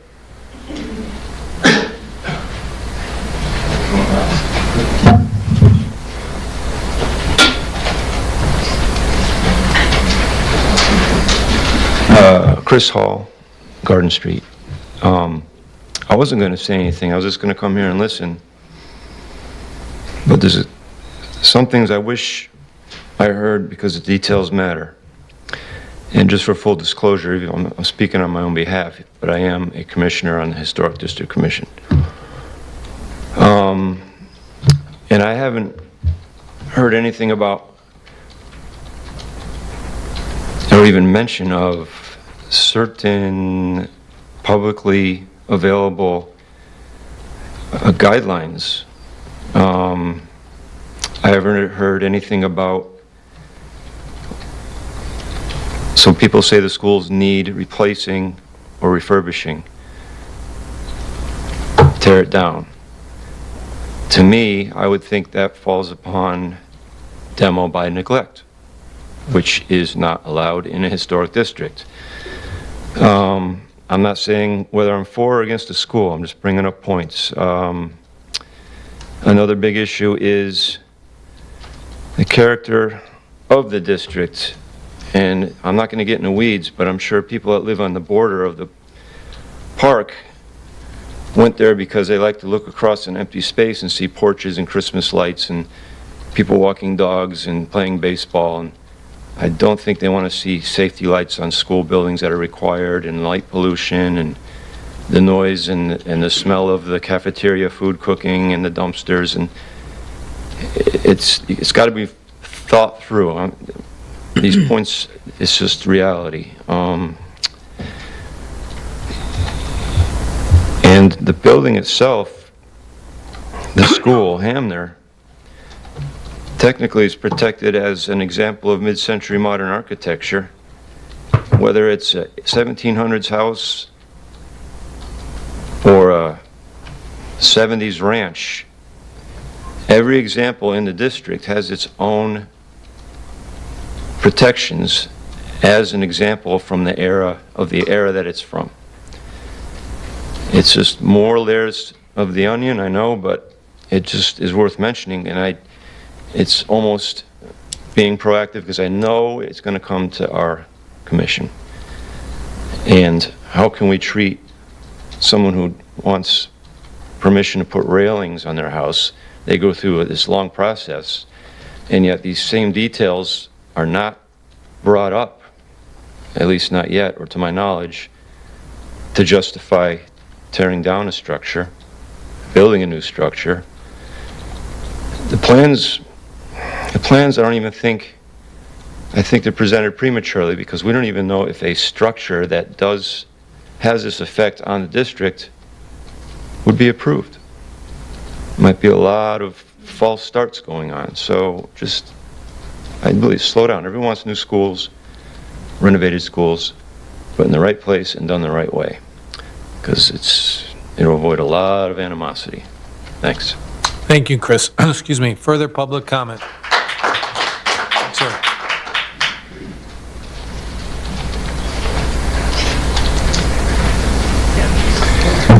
Good evening, Rocky Karuk, 149 Broad Street. My daughter went to Hammer School many years ago. She's an adult now. And my opinion of Hamner School is, when I first saw it, my first impression is that it's not a very good looking school. It's an ugly school. At today's standards, it's ugly. You know, Hamner could use a new school.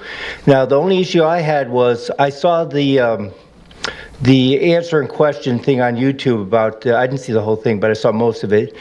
And I forgot who the speaker was, one of the planners. And I didn't really get much out of it. Only thing I got out of it is I saw the plans and I thought, oh, they're moving the school toward the middle.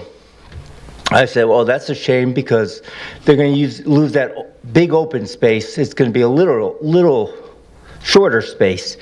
But then I see that on the other side where the parking lot is, that's going to be where the school was, that's going to be a field. So I said, well, they're gaining a field on one side. So in other words, they're sort of like they're losing part of the field in the middle, but they're gaining a field where the parking lot is. That's what I think I saw. And I thought, well, so that's a nicer thing. You know, when you go down the street, Garden Street, you look to the right, instead of seeing a parking lot, you see a field. And I can see some advantages to that. You know, there's going to be a baseball field there, and it's going to be separate from the other field. So there's a little bit of separation between games. Say if you have a baseball game there, other people playing soccer at the other side, it's going to be a little separation. Before, it was all open, you didn't get the same separation. So I saw some benefits to it. I heard a lot of people asking questions, and by the sound of the facilitator, he was answering the question, but he kind of was trying to explain to them that all these things were considered in planning the location and what best fits and aesthetics and all that, but I don't think he was selling the plan too well. Because I was just trying to figure out why is it better in the middle, and he said they considered everything, but he didn't really explain too much. But my first impression that I didn't want it in the middle, but then I thought, well, you know, they're getting another field on the other side, and he did explain that he considered every, you know, consideration. All their questions were considered, but I wish he kind of sold it better. You know, why is it best there? And I'm wondering how much field are they really losing? Because they're not losing all that field in the middle because they're going to regain it on the other side. But for instance, I'm not sure how much bigger the parking lot is going to be, so they might lose a little bit of field. But I support it being rebuilt in the middle. I don't think it's going to, if anything, for the people who live near the parking lot, they're going to have a field right next to their house. That'd be an advantage, you know. I don't see how that's a disadvantage. They're not going to have to walk farther. They're going to have to walk closer because it's going to be a field right there. That's as far as what I remember the plan to be. So I'm in favor of it, and like people say, if you the longer you wait, the less, the more it's going to cost, and maybe the less likely it's going to be done. And I don't really care for referendums. And if there's a referendum, I wish it would be explained to people how this site is the best site, and how they're not going to lose all this land for recreational space. But that's it. Thanks. Thank you, Rocky. Any further public comment? Thank you, everyone. Seeing none, we will move on to council reports. Does any councilor have a report this evening? Deputy Mayor Forrest. Thank you, Mayor. Just a heads up to the council that CIAC met and did their final plan for all of our infrastructure, or many of our infrastructure needs. This is, of course, not the most interesting committee in the group, but we're talking about drainage, we're talking about some road work, we're talking about a lot of infrastructure around town that is needed over time, obviously, in order to have a good, healthy town. That hopefully will be coming, the finalized list will be coming to our dais, I'd say, Mr. Town Manager, the next couple weeks, maybe even sooner. I think they just finished voting on it recently.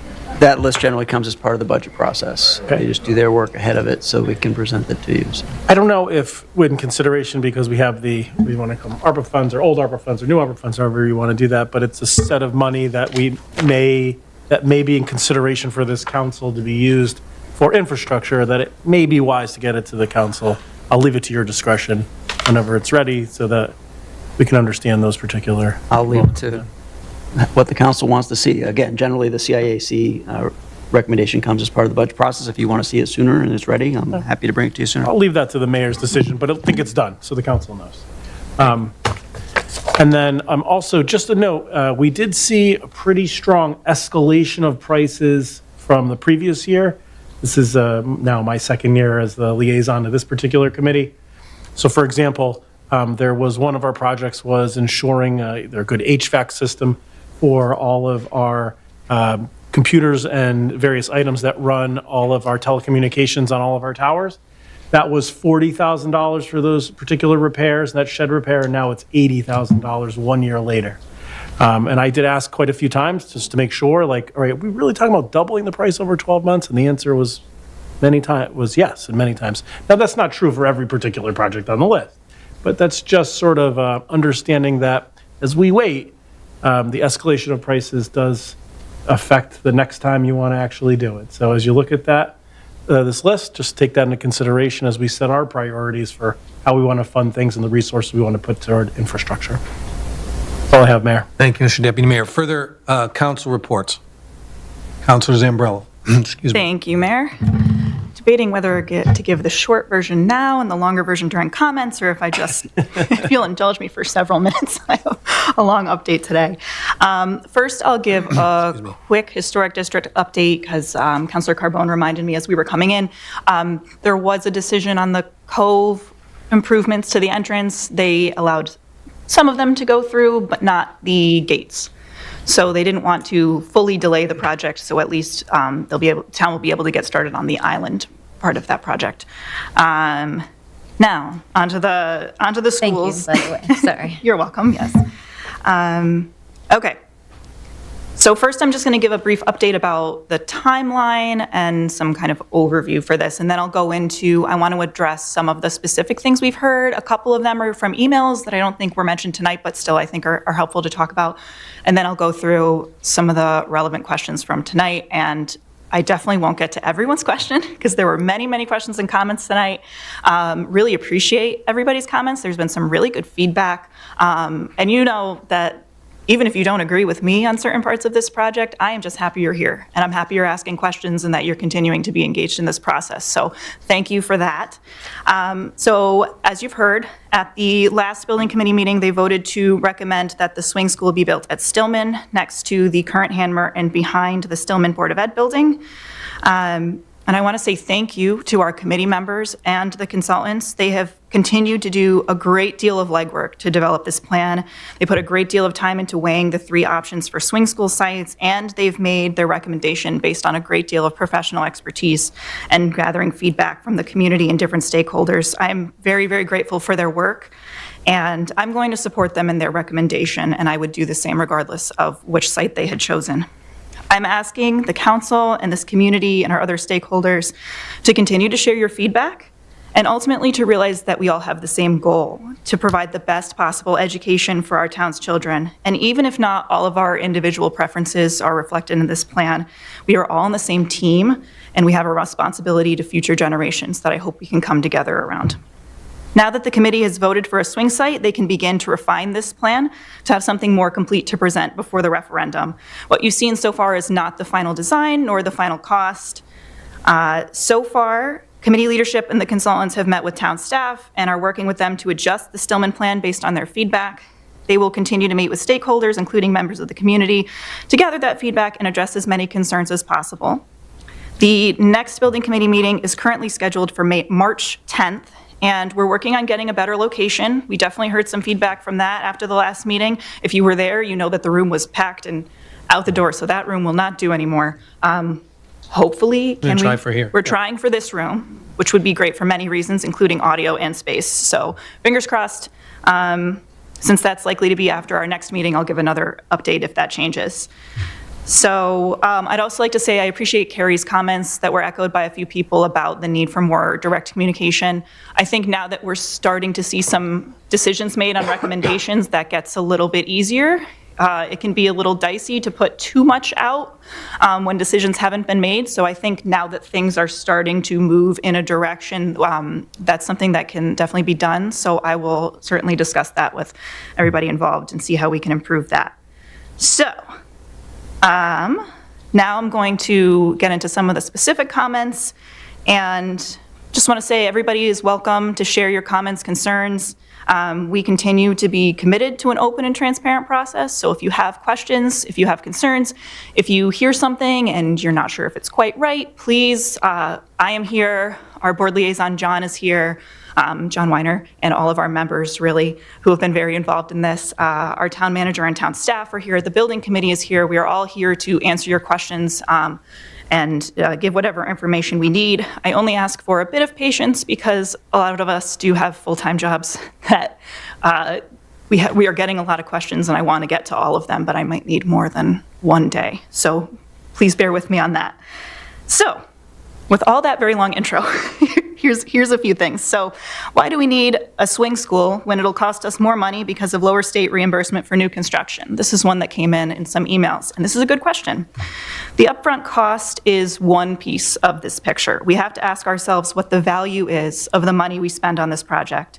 If we renovate all 5 buildings and do not build a swing school, we don't lose the extra 10% reimbursement we would get from renovating that property. That's true.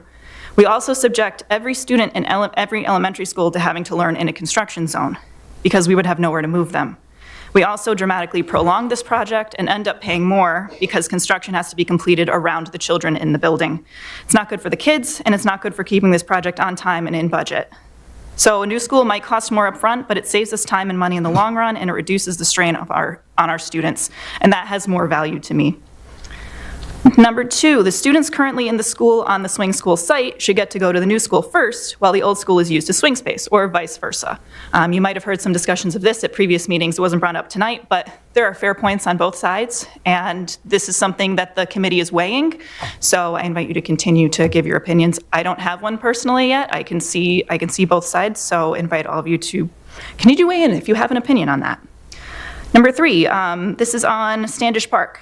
Much of the property is colloquially referred to as Standish Park because, as I think Marjorie mentioned, it does all blend together, so it can be easy to not understand where those lines are. I certainly didn't when we started going down the road of this project. The town pulled the deed and property records before the recommendation was made to make sure this wouldn't be an issue, and determined that the school would be entirely on the Stillman property, which, as Marjorie mentioned, is deeded for a school. Number 4. Hardest school to renovate is Highcrest. That is something that the consultant said, and if you'll remember, the next thing they said was that the next hardest school to renovate is Hanmer. So they said either of these would be a viable option to get the new school. They can still renovate either, and the other 3 are in good enough shape that there's really no need to do a new school for any of those properties. So that's where they're at on this one. We've heard quite a few comments that Keisha would have been better, and after gathering all the information, the majority of the committee agreed that Stillman is the better option. Each of the 3 viable swing school sites, Highcrest North, which nobody has even mentioned because that one was a non-starter. And they've evaluated all these sites. They all came with opportunities and constraints, which I'm sure you've heard the consultant say many times if you've been following along, and they were fully explored. If they had recommended Keisha, we'd be hearing many of the same issues with that property. Traffic, impact on history, dominating the site. Once it's gone, it's gone. All of those are true there as well. None of these properties are without challenges, and that doesn't mean that we shouldn't move forward and remain open-minded to the possibilities. Number 6, this will be a years-long construction project. Yes and no. Each school is likely to take 12 to 14 months to construct, and assuming Stillman goes first, the current Hanmer would not be demolished until all of the schools are completed and its swing function has been fulfilled. So that's 7-8 years in the future from the time Hanmer is completed. There would be construction at each of the elementary school sites at some point during this process, but these would be relatively short-term projects in each part of town. And this is true regardless of where the swing school goes. If we're renovating Hanmer, it's the same thing, just without the demolition piece. This will be inconvenient and bring traffic. We heard some comments on this tonight. I'll just reiterate some of them. The plan for Stillman will be designed to redirect traffic from the 2 schools in different directions. You heard that there's roads on both sides here, which is an advantage of this location. It's being adjusted based on feedback from town staff. There are concerns about road width and access for safety vehicles, so they're working on reworking some of that. So I'm not sure what exactly that will look like in the end, but like any part of the plan, it's a work in progress. In addition, as was mentioned, school traffic occurs twice per weekday. At times when most people aren't commuting yet. I actually live near 3 schools spanning K through 12. I've got the high school at the top of my street, Corpus at the bottom of my street, middle school right next to that. And if I'm leaving my house at 7:30 or I'm coming home at 3, yeah, I might get stuck behind a bus or have to go a slightly different way because there's parents lined up all over the place. But then it ends, and it's an inconvenience that I accept as part of living next to those schools. I like living next to those schools, and that's just a part of life. That's likely to be permanent in my neighborhood. Here it would be temporary, and that's okay. You know, this is one thing that folks have mentioned a lot tonight. Like, when we look at the big picture of this, yeah, that is going to be annoying at times, and you might get frustrated, and that's okay. It's going to pass. We're hoping it would be a better traffic situation in the end once this all is done, even better than what we have now, hopefully, and then it'll improve. The historic district, let's talk about that, because that's been mentioned quite a few times. So,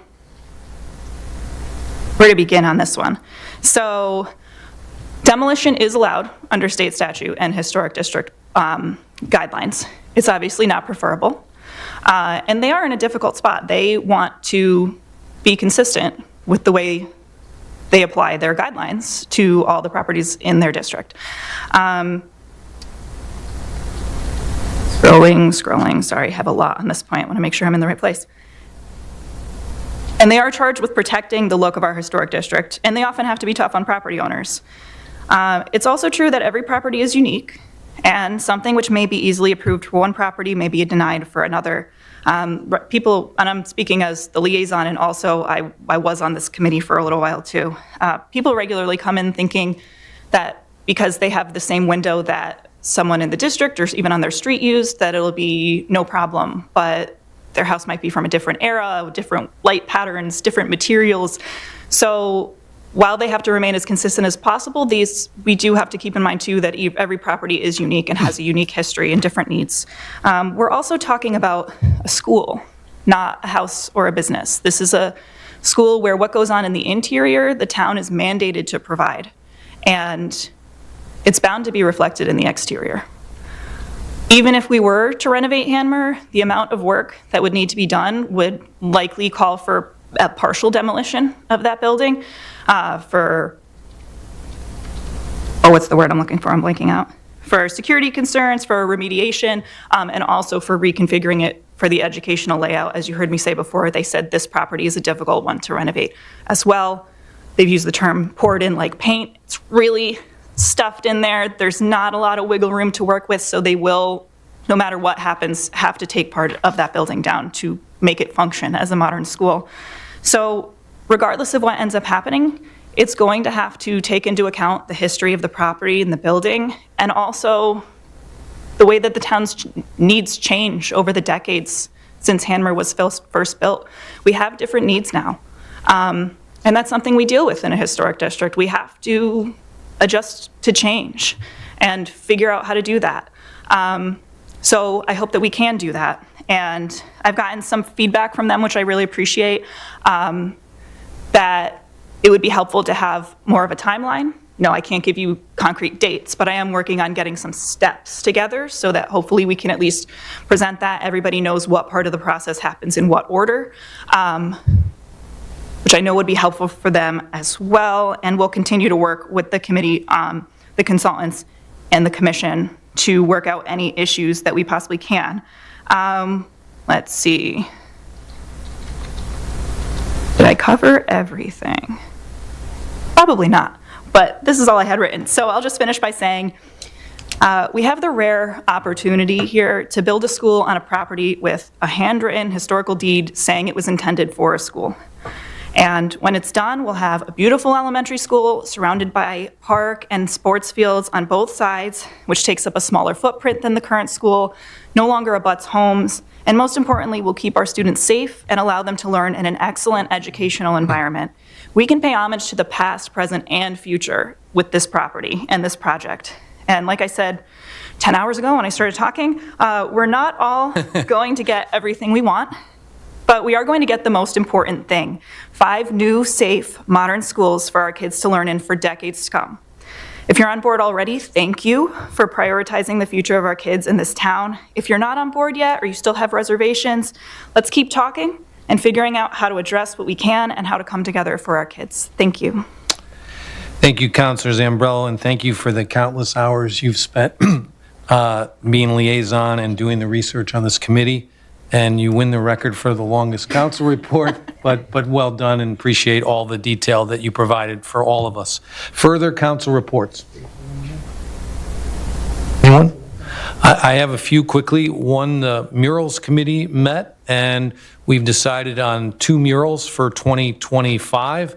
They are a first responders mural, and then what we're calling, or the committee's calling, a history of Wethersfield mural. And these 2 will be, the goal is to have them done in 2025. And as I've said before, public art usually enhances a community, and I think it's a great opportunity to enhance our community.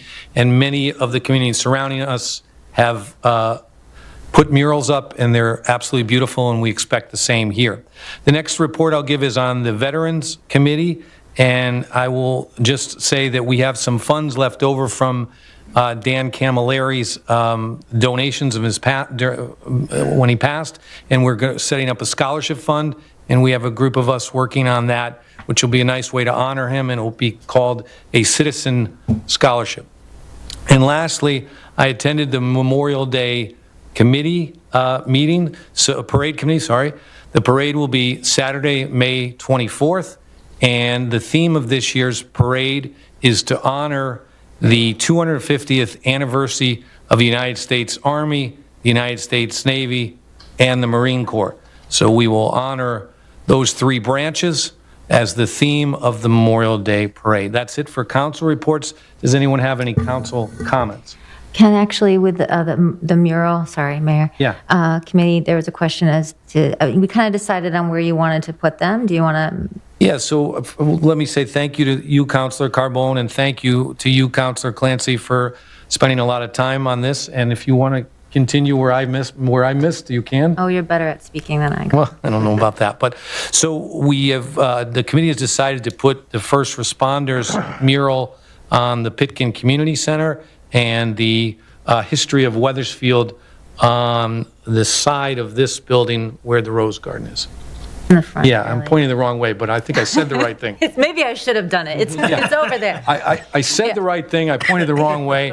Thank you, Shelley. But not where the Rose Garden is. No. If you're looking at the building, it's the last panel to the left. With no windows, exactly. Yeah, so I totally messed it up. Yes, My you did. apologies, everybody. Yes, you did. It's good to have it, but I messed it up. It's good to have Councilor Clancy and Councilor Carbone there to correct me. Do we have it covered now? Thank you. Thank you for correcting me. Now, moving on from council reports, council comments. We have any councilor Councilor Dirk? Thank you, Mayor. Just want to quickly thank everyone who comes to the meetings, sends emails, leaves voicemails. I do learn a lot from it. I've been in this town for more than 20 years, and I still learn almost every single meeting here. One of the things I've learned is about the town property on Wells Road, which is a red schoolhouse. I had a few conversations with the town manager.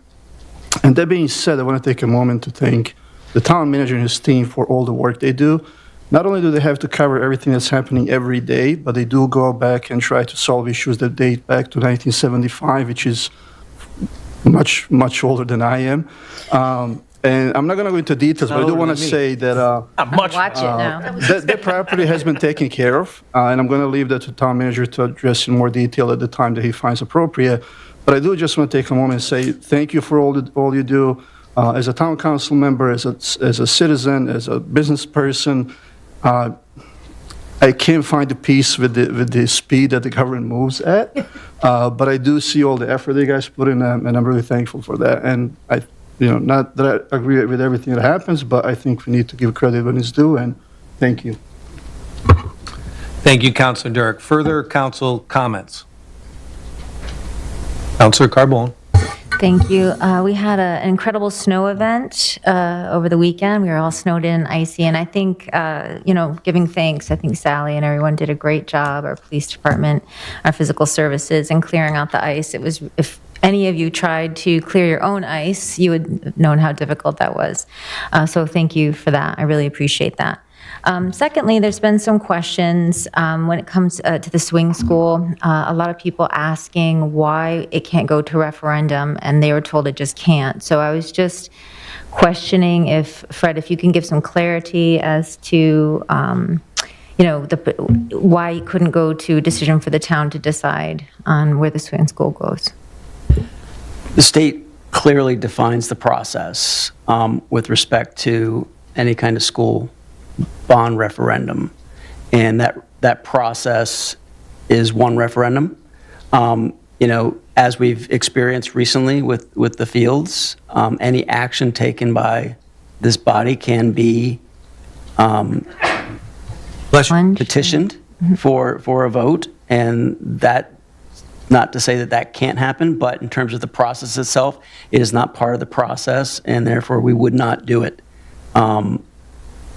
absent any kind of petition to challenge something.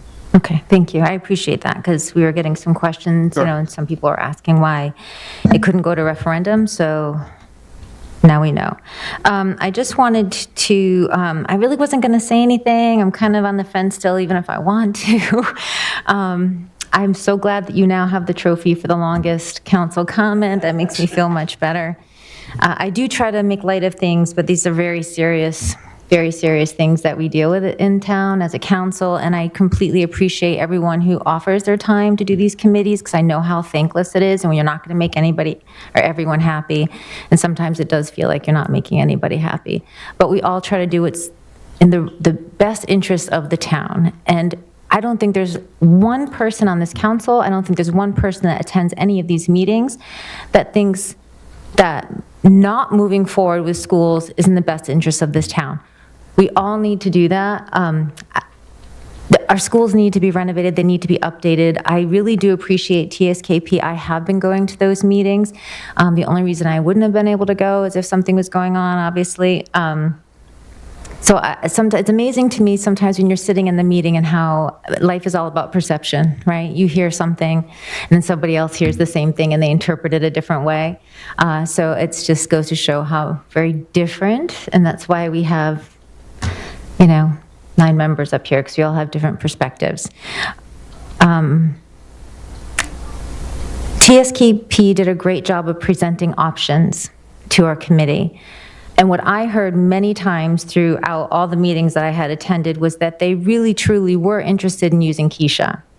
When I brought up using Keisha in one of the meetings, I was accused of being political. I just don't understand how Keisha has become such a political hot topic. It's one of our town's assets. We have very few resources in town. I don't know, look around. What open space? We're talking about using 4 acres on Stillman because we have nothing. So to know that we have other options in town, I think is what's frustrating a lot of people, than trying to increase the traffic, put a new road in, have a construction zone 100 feet from another school while school is active in place, and have 2 schools active on the same property for 8 years in that tiny wedge of space in an old historic district, I think is very confusing for people and frustrating when it seems to be it's a much better option.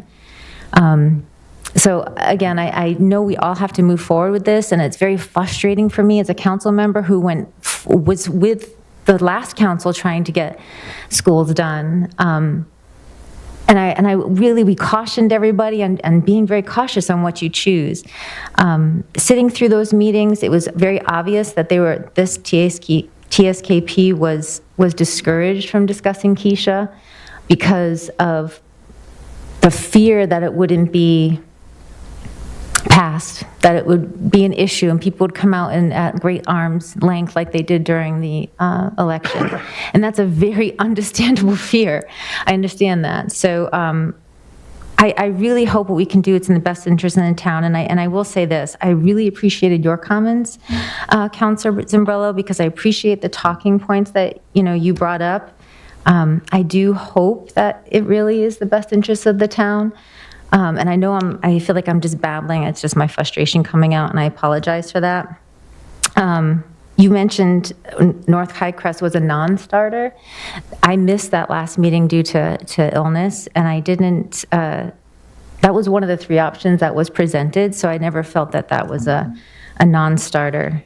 And I forgot where else I'm going with this. I'm so sorry.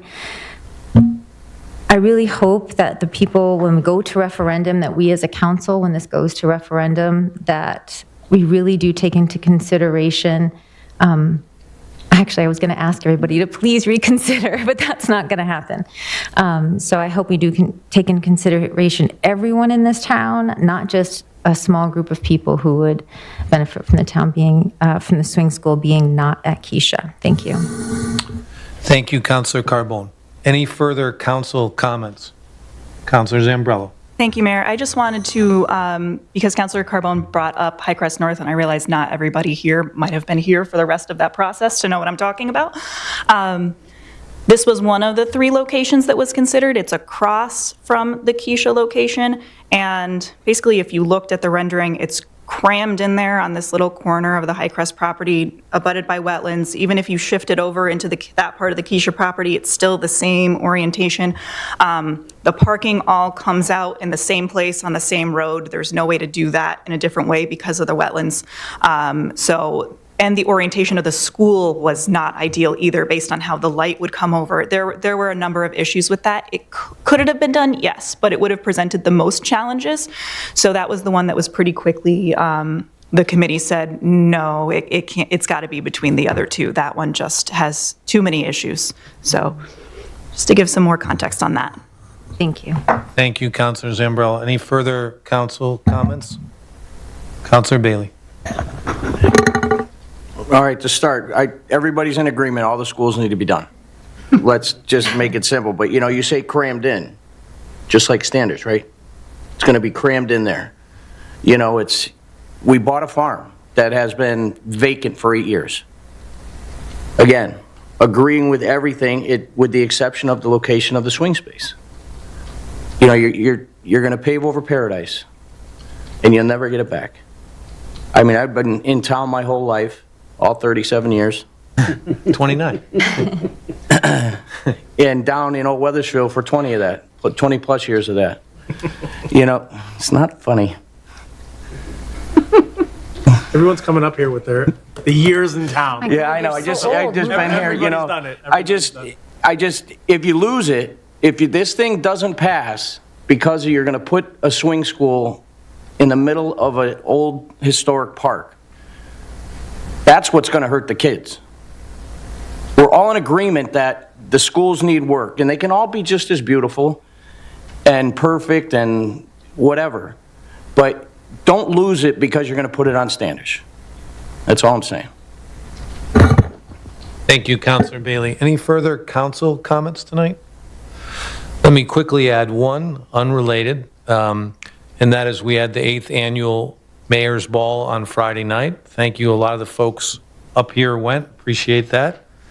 Town manager was the best dressed person there, in tuxedo. But in all seriousness, we were raising money for two very important causes. One, the Weathersfield Food Bank, which we now have over 400 residents, households using the food bank. We have over 20% kids hungry in Weathersfield. Yes, that's right, over 20%. That was one of our charities. The second one, you've heard me speak about this before, was the traveling tribute wall, which will be coming to Weathersfield from September 10th to the 14th to honor our veterans. We will have the Vietnam Memorial replica wall, which is the size of a football field, and 72 other smaller walls commemorate every conflict from World War I through Afghanistan, including 9/11. That's what we were raising money for Friday night. We had a great turnout from the community and really appreciate the generosity of this community and of the many counselors up here and the town manager attended and all the folks in the public. That's all I have. And now to the best dressed person there. Town manager, your report, please. I'll argue that. I think Lieutenant Ryan Biggs was the best dressed person there. He did look good, so. Thank you, Mayor. My Democrats. A few updates for you all. I've mentioned in the past the condition of our animal shelter. I know several of you have toured that facility and that there's new state legislation that says that we have until 2026 to get that facility up to par, and there's a lot of requirements that would basically mean we'd have to build a new facility between now and then to be in compliance. We've been in talks with the town of Glastonbury and Marlborough. Glastonbury's in the same boat. They need to redo their facility that they share with Marlborough. We've been discussing the possibility of doing a regional facility for the three communities. The town manager's been supportive of that. Their council had a special meeting last night. They're moving forward in principle to apply for loans for a facility to meet their and Marlborough's needs immediately, but they stated that if we're able to secure the funding, that they will expand it to accommodate us, that they'd be open to that. So it's our plan to submit an Urban Act grant to try to secure funding to do that. Obviously, regionalization is one of the priorities of the governor's office. We're hopeful that with a project like this, we can get some momentum. So I'm just giving you a heads up that we've been working through this for several months. There's actually a number of plans that have been done for the facility to include, all of the needs, and but we'll be bringing more updates to that and any progress we make on the Urban Act grants. Echoing Counselor Carbone's point about the staff response to the storm. I think both physical services and our public safety folks, the police, are always out there pulling trees out of the road and, doing the things they need to do. And obviously a number of accidents that occurred because of the icing. But I just want to thank all the staff and obviously our volunteer fire department and our EMS crews were out there working very hard throughout the duration of that storm. This was a particularly difficult storm. It started as snow, and we got a lot of snow. And then it was sleet, freezing rain, and just everything iced over. And that makes it particularly challenging to deal with. And I think they all did an excellent job. So thank you to them. An update on the red light cameras. We are in, as many of you probably know, that this council did adopt ordinances to allow us to move forward with that. We are in the process of it. We're just wrapping up the report that has to go to Connecticut DOT in order to get their approval for the locations. That involves a lot of data that has been supplied by the police department and engineering department as well. That all is being compiled into a report to go to DOT for approval. Once that's approved, we will issue an RFP for the installation of those devices as approved by the department. Moving on, C-Click Fix. For those of you that aren't aware, we've been working on this for a while. It is live. You can download the app on your phone. Just go up, whether it's an Android or an iPhone, you go to the App Store and you can just type in C-Click Fix. You download the app and then it'll ask you to select your location. You can actually use it anywhere that has it. So if you go to other places, you can use it.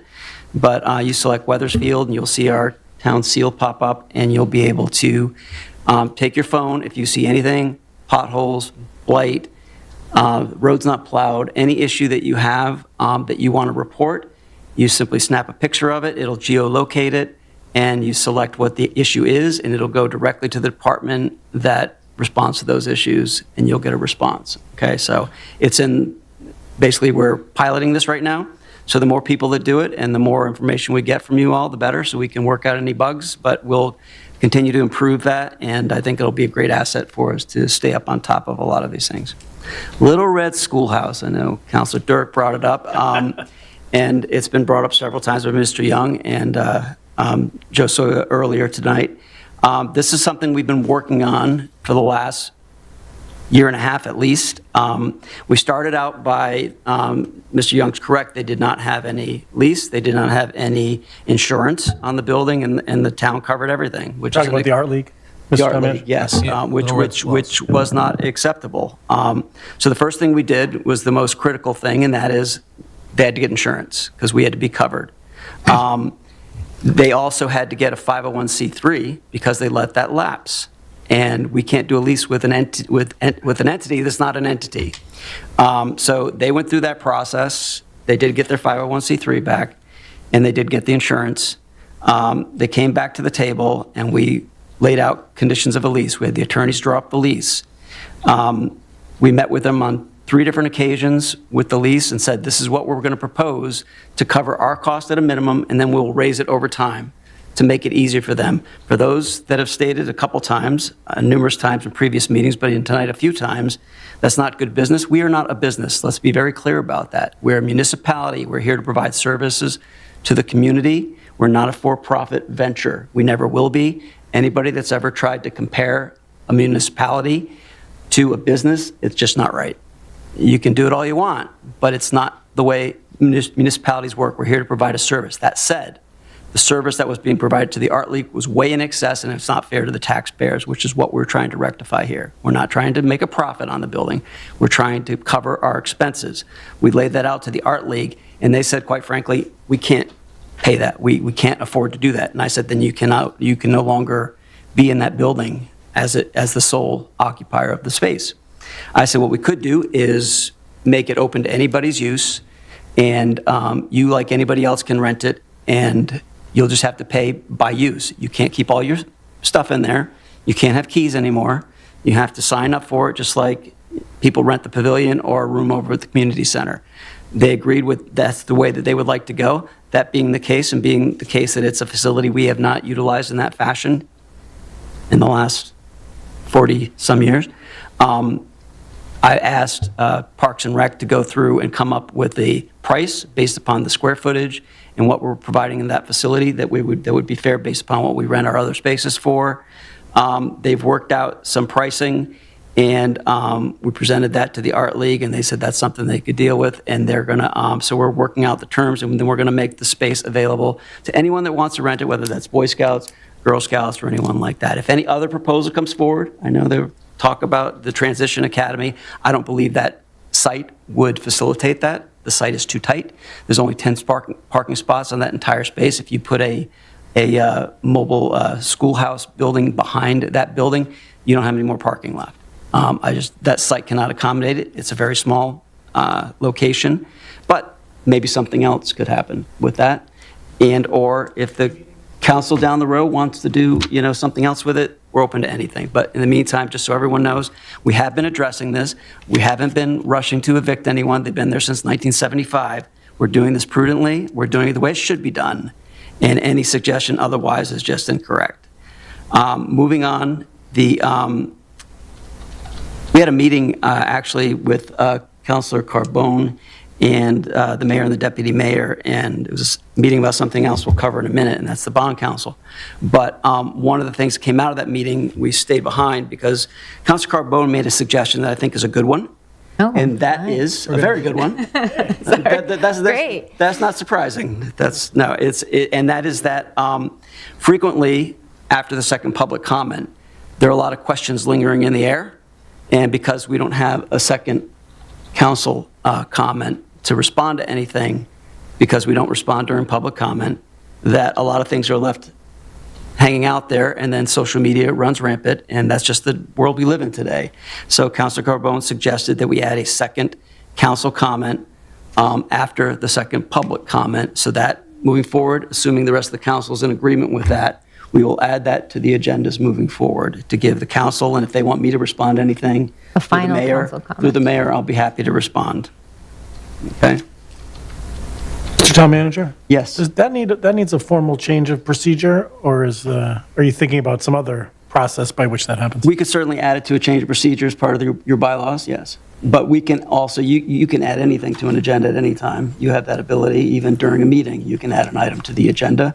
So I figured we can put it on the agenda for bylaws change, but we can also, if you want to be consistent. I will say we've rearranged the agenda since I've been here. Things have been changed even previous to me getting here without adjusting the bylaws. Then we go back after the fact and adjust the bylaws. But you want to take a look at that? I mean, obviously in a one-off, and then we'd be making a motion every council meeting to add a thing at the end. So we may want to, if it's something the council wants to do, then it probably will only take one shot to Maybe you can put it on the permanently change agenda next. We could do that. Put it on the agenda for action. Yeah. But before you move on, I'm so sorry, but I do have a question about the C-click fix. Yes. So a lot of comments we get from our community is updates and follow-ups. So they'll send in a complaint and you're like, yay, we got it. Where can they go? Is there something on that website that will update them? Because when they still see it, maybe not happening a week or 2 weeks later. Yes. Instead of, what is their recourse? So the other thing we do as part of this, every type of complaint, we, depending on what it is, we give a deadline for the department to respond. If they don't respond, first the people will get a response by email immediately on submitting the complaint and who it was assigned to. And then if they don't get a response within the required number of days that we put for the item, some things are longer than others just because of the nature of the complaint, but generally 2 to 3 days, business days. And if they have not received a response, then their boss will get an email saying, this is late and someone needs to respond to this request. And if they don't respond, then I get the email. So it ramps it up and it's all automated so that things don't fall through the cracks. Okay. So, and then that will be their contact person if it's not getting completed. Yeah, okay. It'll say it's been assigned to this individual, and that's who you can reach out to if you have any questions. I think it's awesome. And by the way, the little red schoolhouse thing, that's awesome too. Thank you for doing that. Absolutely. There were some questions that came up during the school discussion, and I know Councilor Zambrello referred to this, but in terms of the process, the key dates to keep in mind, whenever the referendum is set, we basically need to provide to the Secretary of State the referendum question 45 days before that actual referendum. So that's kind of the starting point. If we have a target date, then you back up 45 days, and that's when it needs to be sent to the Secretary of State. So you back up from there, because this body has to do a public hearing on the referendum, and they have to refer it to all those boards and commissions that were referenced before. So if it is the Hamner location, it would have to go, in addition to P&Z and wetlands, it would also have to go to HDC. If it were the Keisha location, it would have to go to P&Z and wetlands.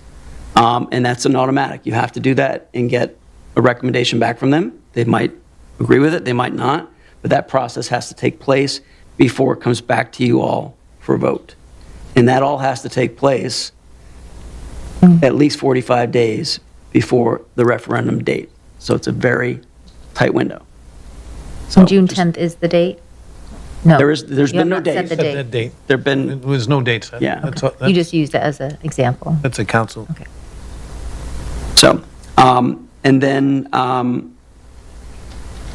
there was a comment that was made that the minutes from the last meeting were not posted. As it was made, I went up on our website. They are there, but it stated that it says not approved because they haven't met again. But we'll do our best to make sure that those minutes get posted as soon as possible. That's all I have. Mr. Town Manager, I think they were talking about the building committee meeting, maybe not the council meeting. That's what I mean. Oh, it was a... The building committee meetings are posted. If you if you click on our website, agenda and minutes, and then you go down to, scroll down that page, says other boards and commission, you click on that, and school building advisory committee is one of those.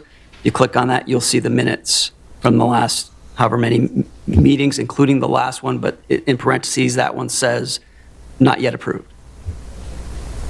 Nice job. Thank you, Mr. Town Manager, and thank you for your work on the see-click fix. Well, that is really good for the town and for the Red Schoolhouse. And Councilor Carbone, thank you for bringing up that idea. Thought it was a good one. We all thought it was a good one.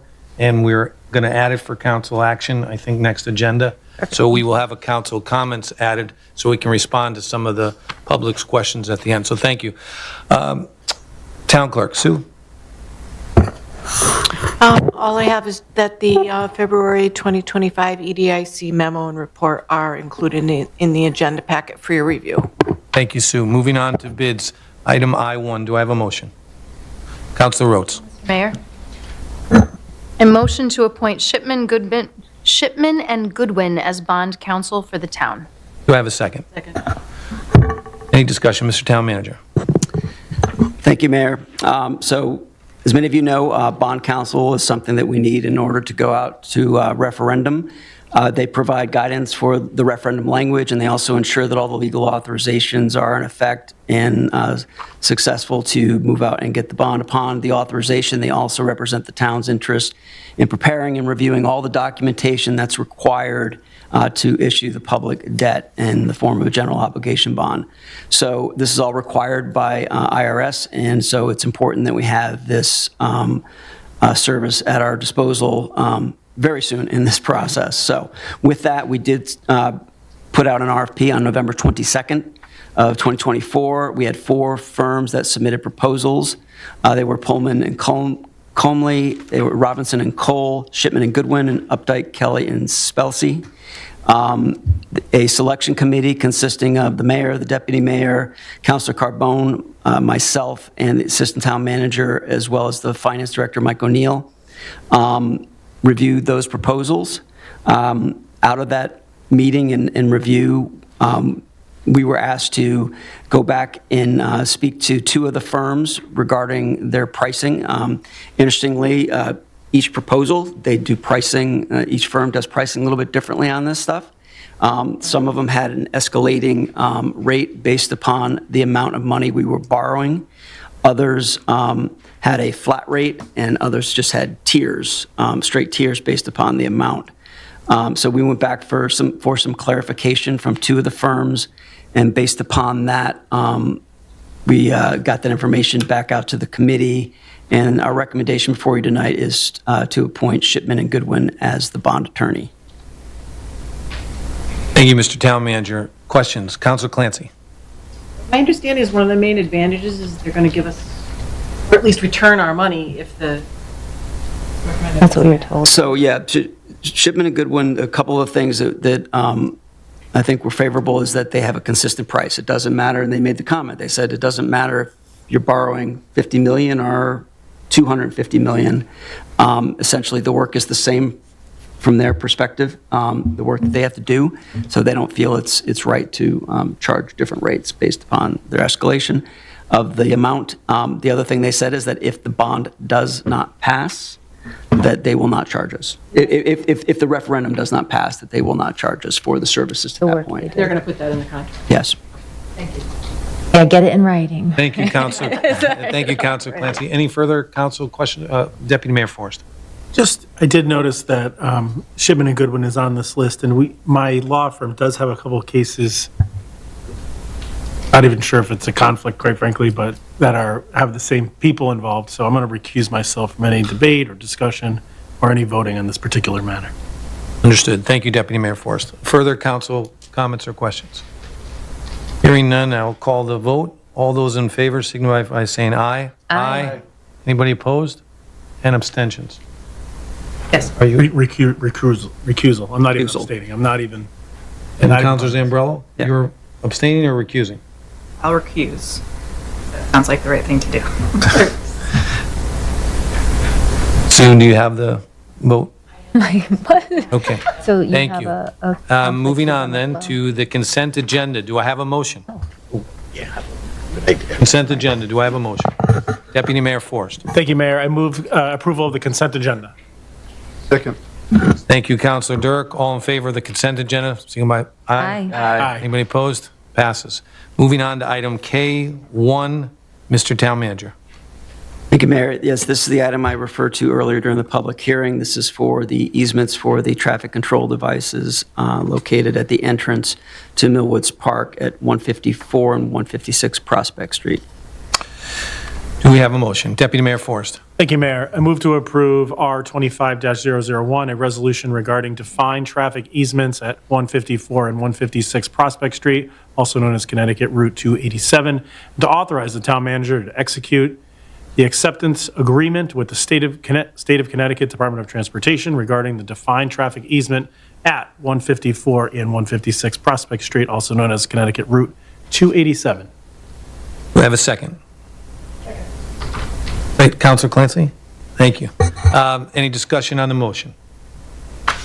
Seeing none, call the vote. All in favor signify by saying aye. Aye. Anyone opposed? Ayes have it. We have no unfinished business. New business, M1, Mr. Town Manager. Thank you, Mayor. As we've discussed previously, the previous ARPA funds were transferred that we had not expended were transferred to two basic accounts. One was the Capital Reserve Fund in the amount of $421,421, and then to the general fund of $1.974 million, for a total of $2.396 million. The funds in the capital reserve account can be used at any time. We were asked to bring forward any potential projects that might be for consideration by this body. So with that, we had a number of our building facilities, first and foremost, taken a look at with respect to safety improvements and security specifically. None of our main buildings, the town hall, the community center, physical services, the firehouses, the library, have any kind of door access controls other than the traditional locks. And although police do have those door access controls, they are the age of the building and they need to be upgraded. So we had quotes done for all of those facilities for all exterior doors and main interior office doors. So not all doors, but just the main access areas. And so there's a chart in the packet that provides the cost for those. This is utilizing the same company that does all the door access security for the schools, so that we have similar systems and we can use the same system that they do. We try to mimic everything we do in the IT world with the schools. It just keeps costs down and also makes management a lot easier. And also for things like door access, the police can access with one card if they need to get into any building. In addition to that, we put some pricing down for some cameras where we have no cameras right now, and that is in the community center and the 3 firehouses. So all those prices are there for you. Finally, the police department is also requesting, for security purposes, mobile barriers that they can put up during events. As you know, for certain events, we have the Jersey barriers, which are good for certain locations, but there are other places where those do not work particularly well, and we don't have that many of them. And this would give us additional protection from vehicles driving into crowds. There's information in your packet, pretty detailed information about what they look like, how they work.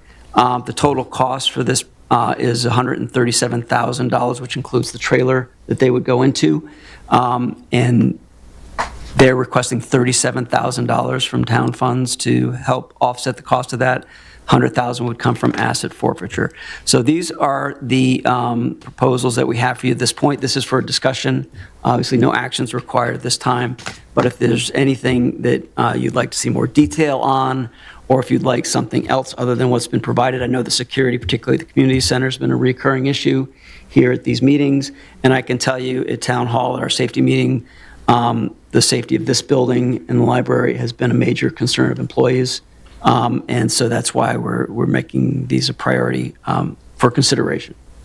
Thank you, Mr. Town Manager. And just so the public knows, and the councilors, if you don't know, this is some leftover funds from the ARPA that have now been placed in the capital reserves.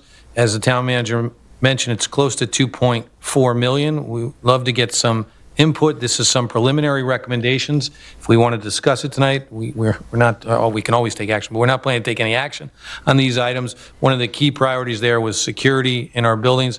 For me personally, I think that's important. I also would like to spend more money on the community center, so I'll be looking to see how we can do that, perhaps with some of these funds. But this is open for any council discussion on what's presented here or anything else. And again, it's for discussion, and hopefully over the next month or two, we'll come up with what we want to spend the money on as a council. But I open it up for any councilor's discussion question. Councilor Carbone. Yeah, thank you. If you don't have safety in a community, you have nothing. So this is incredible. People want to feel safe and we can thrive. So I really appreciate these initiatives. I just have some questions about the community center, timelines, things like that. So once this will be on the next agenda for... It's up to you all. If you want me to bring it back, you can let me know what you want on the next agenda. Okay. What, if anything, on this list, and we can put it on the next agenda. So I think community center is a big priority for me anyways, getting some safety measures over there because they actually have none. So how would do you have any idea what that would include? Like I know it says like a key fob access control, but who's going to monitor that? How are they going to unlock it? How are people going to access the building? So all employees will be issued IDs with the key access code in them. Those will work in the doors that they have access to. So IT will be able to assign based upon my approval who has access to what doors. And those are the only doors they'll be able to go into, and we'll know exactly who goes into what doors at what time. What about the community? So if you have an event? Same thing at the community center. So staff, if you're having an event, staff would be working there. If it's a big event in the ballroom, the main doors we would just unlock. We'd have the ability to just unlock them for the event. Well, you'd have staff there. And then they would, there would, like this, our main door here would be open certain hours, like during business hours, they would open automatically. So you could just time those in, and but then they would close automatically at the close of business. So I guess my concern is are senior citizens accessing the building, having access to the building, so they'd have to have the door unlocked for them? No, they would, so the public access entryways during hours of operation would still be available, but like other rooms, they would have to either have an employee let them in. But those hours of operation kind of coincide with the preschool that's running there too, though, right? So the preschool would be locked down, and that would be a key fob that only they could get into. So it's separate, completely separate, locked doors, things like that? Correct. Okay, thank you. Thank you, Councilor Carbone. Further council comments or questions? Seeing none, we will move on, but just note that this is going to keep coming up. We should be discussing and thinking of what we want to spend those funds on. Moving on. If I could, just real quick, sorry, Mayor, that the the 1.974 that was transferred to the general fund, that will be available for you to utilize if you wanted to transfer that into capital reserve after March 31st, but you can't do it before then because it's transferring between accounts. But anything that's in capital reserve, you can spend at any time. Thank you for that clarification. Appreciate it. Moving on to item N1, Mr. Town Manager. Thank you, Mayor. This is an ordinance for, a resolution for introduction. It is regarding the fiscal year 2024 State Connecticut Emergency Management Performance Grant. We get this every year. It helps covers the expenses of our Emergency Operations Center and various items like training, and we do training exercises on a regular basis, and this helps covers the cost of staffing and for the training. And this is for introduction only? It'll be Yes. on our agenda again? Yes, will be a public hearing at the next meeting. Okay. Any council questions or comments?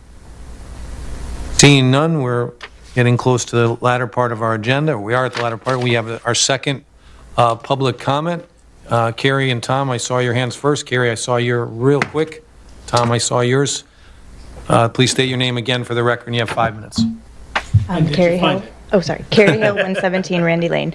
Mr. Manager, thank you so much for directing me to where those minutes would be. Councilor Zambello, I just, in speaking with keeping the communication and the positiveness, we've been told to go to the TKS, I always Taylor get Swift, confused. Katy Perry. Yeah, I was TSK. just thinking that in my head and I stumbled. To go to their TSKP. website. And on the Board of Education website, there's a lovely little icon that you can click on, and that's what I clicked on to see their website. If there's something that could maybe be added to direct us to what the town manager said, and those are where the updated minutes are, that would be so helpful as well, because we've had some communication coming from higher ups to tell us, direct us here, but I didn't know about that. So thank you for giving me that information. I will make sure I pass that along, but if something could be done to link that so we all have that, I think that would be one more step in our Absolutely. positiveness to it. So thank you for that. Thank you. Good point. Thank you, Carrie. Tom?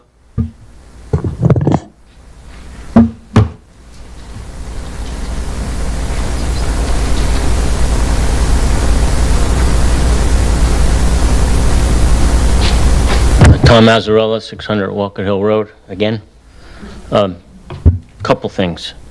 The security for the community center, I hope we could get some clarification on what you're proposing and how it will address some of the concerns that Mrs. Morissette brought up. I think the idea of we're enhancing the security, if I'm mistaken, please correct me, but it sounds like this is off our control of the facilities so that, people don't get in and ransack the building or whatever.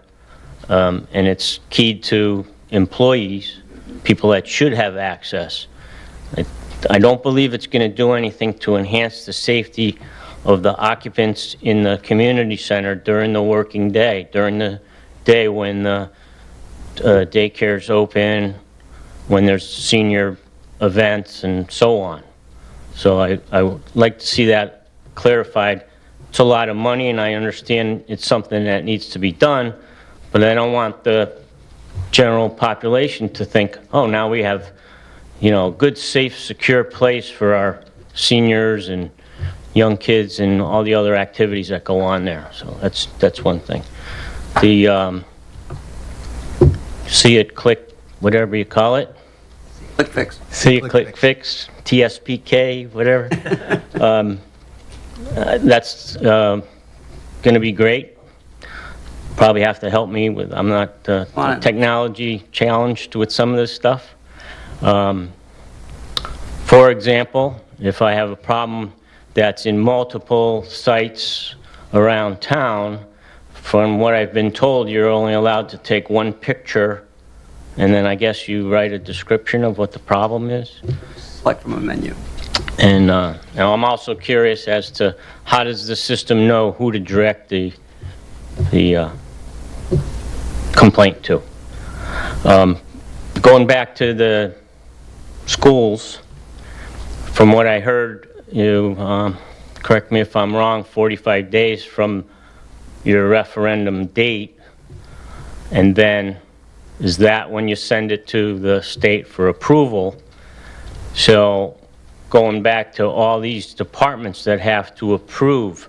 Are we saying that there are going to be working drawings of the exterior of the proposed school at Hanmer by that time? Because how is HDC going to weigh in on whether it's acceptable or not when you don't know what kind of siding's going to be on the building, what it's going to look like or where? So I'm questioning the ability to do that.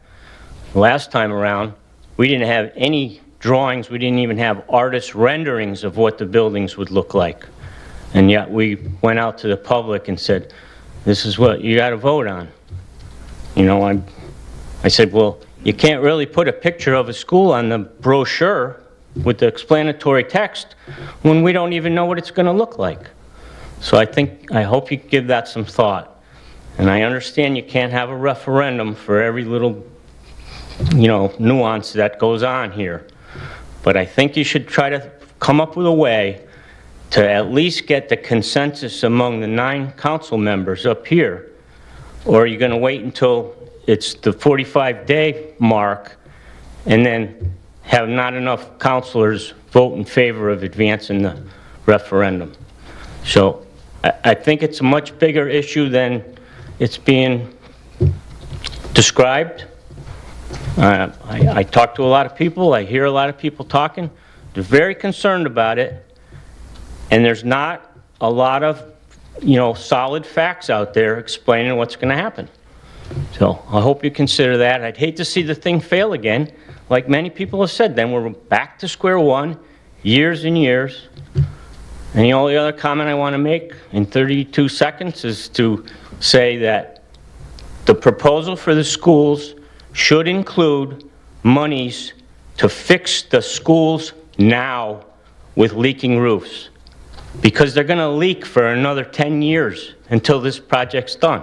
And that's not right. Thank you. Thank you, Tom. Any further, Mr. Woodward, then Sarah, Bob?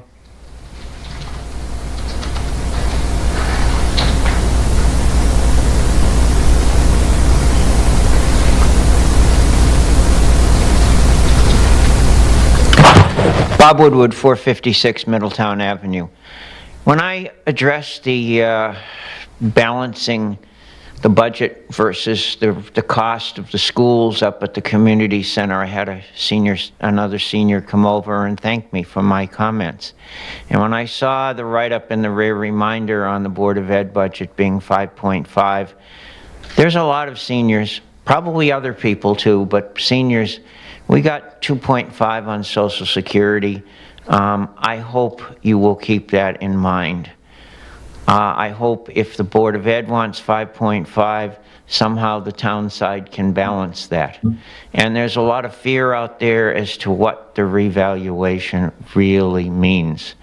I had someone at the charter renovation sitting across from me, and she said, we're rushing ahead with so many things and we don't know what all this means for our taxes. Please keep that in mind. 2.5% is a struggle when you've got eggs going up and other things. We're real people out here, not assumptions. And I hope you'll consider that when the budget comes out. Thank you. Thank you, Bob. Sarah?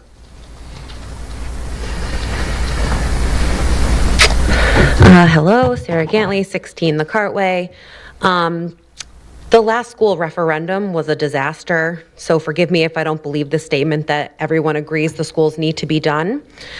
We all agree, but, ... it's going to leave us with nothing. We need to show a unified front. If you actually believe what you say, that we all agree the schools need to be done, then stop adding a comma where there should be a period. The schools need to be done. The people who came up earlier and said it's too fast, tell that to the students and employees working in rooms without heat. Tell that to the parents who have to send our children to schools with no protection from an active shooter. It's not too fast, it's called efficient, and there's a difference. Many of those who also got up and spoke have already benefited from the school system and do not have the same level of urgency because of it. We are already behind. We cannot afford to waste more time. In regards to the site, Hamner students represent a much more diverse population, both culturally and socioeconomically. That district supported the previous referendum more than Highcrest. The school renovations will be done in stages, and there is less likelihood that if we do these if we do them to Highcrest first, that the support will be there for subsequent referendums. We need to do this in a strategic way that all but ensures that we are able to pass all of them. Otherwise, we end up with 1 or 2 new schools and everybody else getting left with nothing. In regards to the HDC, we are supposed to live by the rules and not die by them. Hamner School is a death trap. If you're going to allow our children to be sitting ducks for active shooters in the name of aesthetics, I'll have to strongly disagree with that, and I'll be sharing that information with parents. We all want to feel safe. Yeah, we do. We all want to feel safe. Our children and teachers want to feel safe. And as a parent, I want to feel safe sending my child to school, but I can't because they're not safe. Do not hinder this project because of the differences in preferences for a site. This is a safety issue, and that has to be the most and almost the only consideration. Please, if you actually believe that our schools need to be done, then support it. End of story. Thank you, Sarah. Further, Rocky, then Marjorie.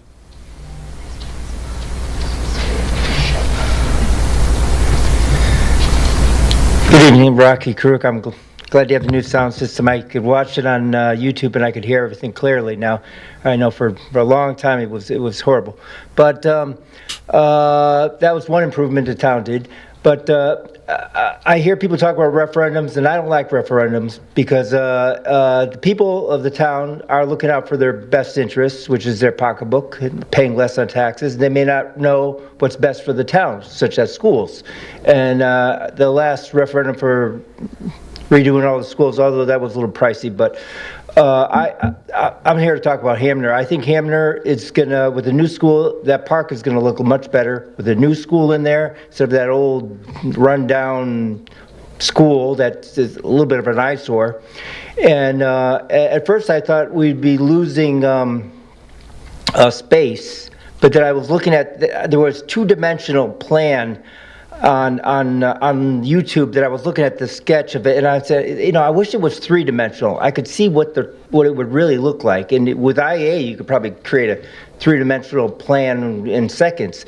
But the way it looked like, I had to imagine it in my head. I said, well, they have a field, a baseball-sized field where the parking lot in the old school was. So they're not really losing that much land. They're getting a whole field on that side, which was before all concrete, and as far as I know, that's what the plan was, is from my memory, and that'll look good, you know. And they're gonna have a new school there. That'll definitely look better. I'm all for it, and I'm glad there's no referendum because last referendum that I thought was a total disaster for the school. For the town is the Wilkes Farm, when we lost 82 acres of space because the people voted for preserving that as open space, which meant we can't do anything with it. No, but gave it to the birds, gave it to the birds and the squirrels to run around in and be happy, and we can't touch it. And for a town like Wethersfield, we have a lack of open space. There's little pockets here and there. Now all we got is the Wilkes Farm, which is 32 acres, which is much less. We had 81 acres, and we just threw it away. And that was a big regret from a referendum because now we really have a lack of space to use. But I'm not saying that we should put a school there, but I like the school where it is. I just look forward to seeing the new school there. And I think if we had a three-dimensional plan so everyone could see what it would really look like, I think that would really alleviate some of the concerns. Thanks. Thank you, Rocky. Marjorie?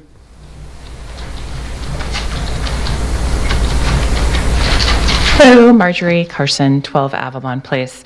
So I wanted to propose the idea of a permanent building committee, because going through this process and seeing, just as a parent, seeing the last referendum fail and seeing the high school referendum pass and all that stuff, and then seeing what's going on in the community center, And then seeing the change from like the Board of Ed taking care of the schools, and now the town has to take care of the schools, seeing all these changes. But it seems like everyone's working in silos. Like there's people looking at what can we do with the community center, but there's separate people looking at what are we doing with the schools, and there's separate people looking at what we're doing in this building and this building. And there are towns, Newington is one of them, that has a permanent building committee, not just one that shows up once in a while that just looks at one project. It's one that looks at building committee for the entire town. And that way, I think if we started that, we can, and I don't know if that's like part of the charter or that could just happen without being a change in the charter, but you would just have a dedicated group of people that comes and goes. You know, everyone's going to be on the same committee forever, but just laser focus on all the building assets of town. The town hall, the entrance is just so ugly. And the town hall just got redone like when I moved here like 20 years ago.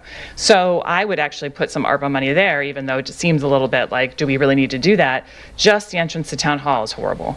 I definitely community center. But I think if we had a building committee that could look at everything and have a planned out, well, this is what we're going to do here. This is like a priority here. And they have expertise and they can just laser focus on everything so that not, because, you know, part of the pressure points here are Keisha Farm is being looked at for lots of other things.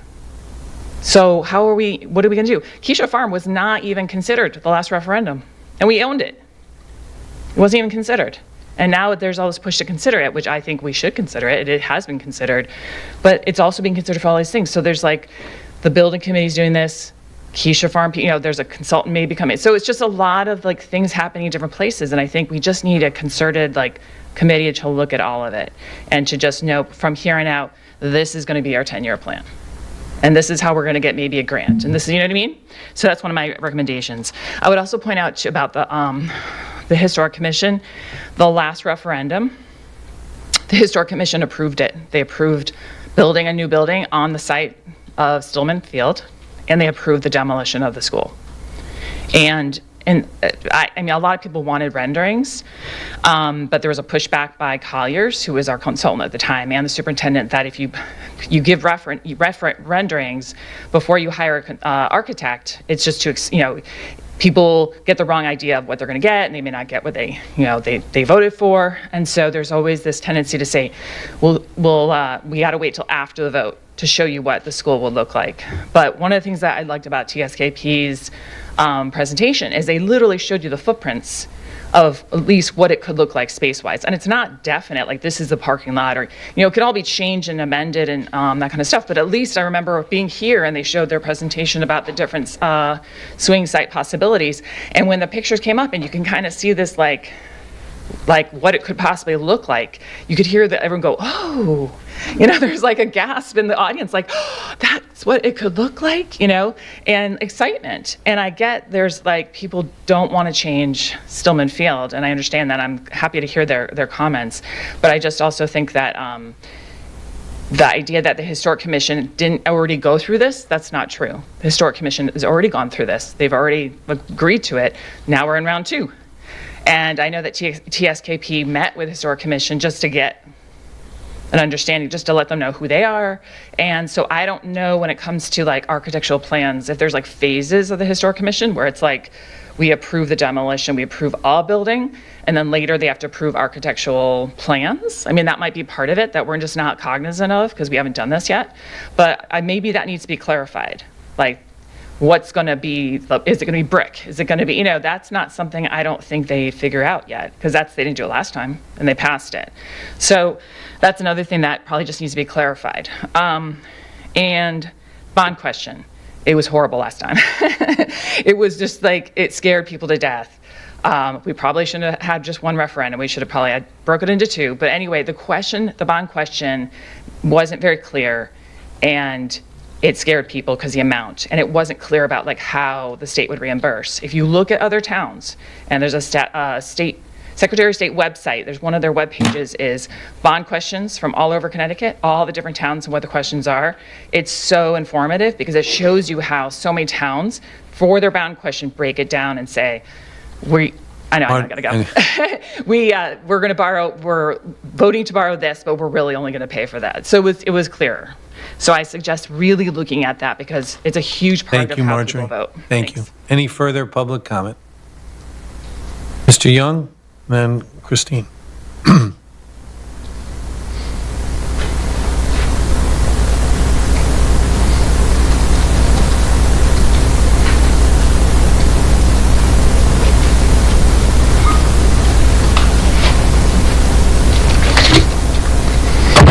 Good evening. Robert Young, 20 Copper Mill Road.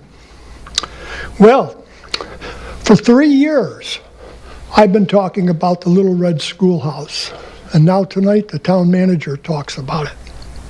3 years. And what did I get out of the conversation that our town manager gave us tonight? I don't really know. I'm going to have to go home and listen again, because costs are high, the people who are in there can't afford it, but then I couldn't understand if they're going to be using it, or if it's then really going to be used for other people's use. Because if you're going to use it for other people's use, then the people that are in there are only in there for an hour or two. 1975, they went in there, and they had a grant from the state of Connecticut to go there. Yet, never a lease. It's shame on this town.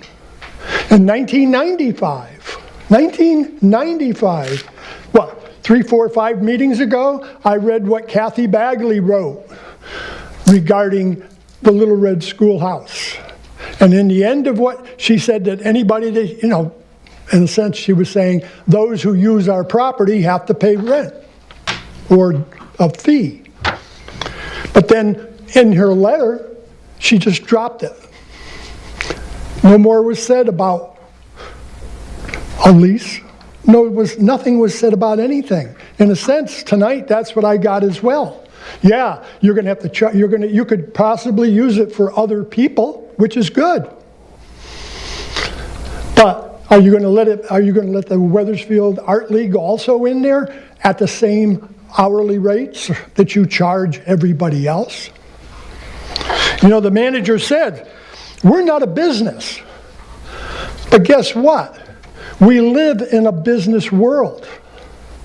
We, citizens, we pay taxes based on business, not on government. It's on business. You buy services from the labor market and pay fair rate. You buy products all over creation. You pay market rate. We are a business. And when we sell a service to a person or a group, we should be charging them the business rate. We shouldn't be saying, oh, we're not a business. We're not a business, so we're going to only charge you way down here something for every hour you're in there.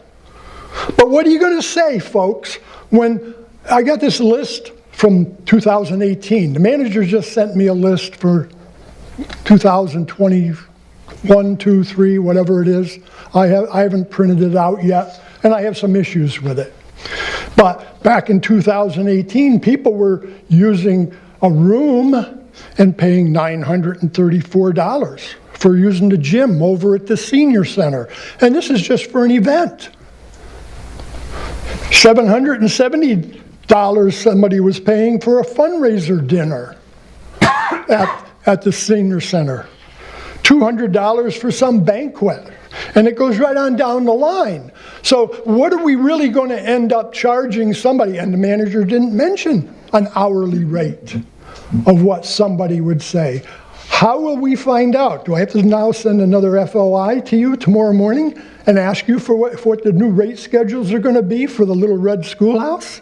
You should have told us that tonight when people were sitting here. And then post it. I mean, why not? You might be a government, but you're also a business. And I'll debate that with you, because you're not buying products based on government prices. You're buying products based on retail. And that makes it makes us all a business here in Wethersfield. And again, I'm just shocked. You know, here's a whole list of work that was done on the Little Red Schoolhouse over a period of time. I hope you're building in those costs and projected costs. Look at our Kinney Center. Look at our Solomon Wells house. Mr. Soya tonight mentioned $630,000 for more repairs. How about when we rent to people? Do we rent them as a town, as a government, or should we be renting them as a business? Because we Mr. Young, pay your time business is up. costs Please to summarize. have whatever construction is done on the Solomon Wells. We're going to be paying business prices. Thank you, Mr. Young. Thank you. You guys got it all wrong. Further public comment? Thank you, Christine.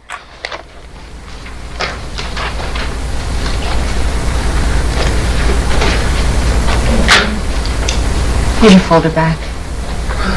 Oh, I didn't want to keep it from here.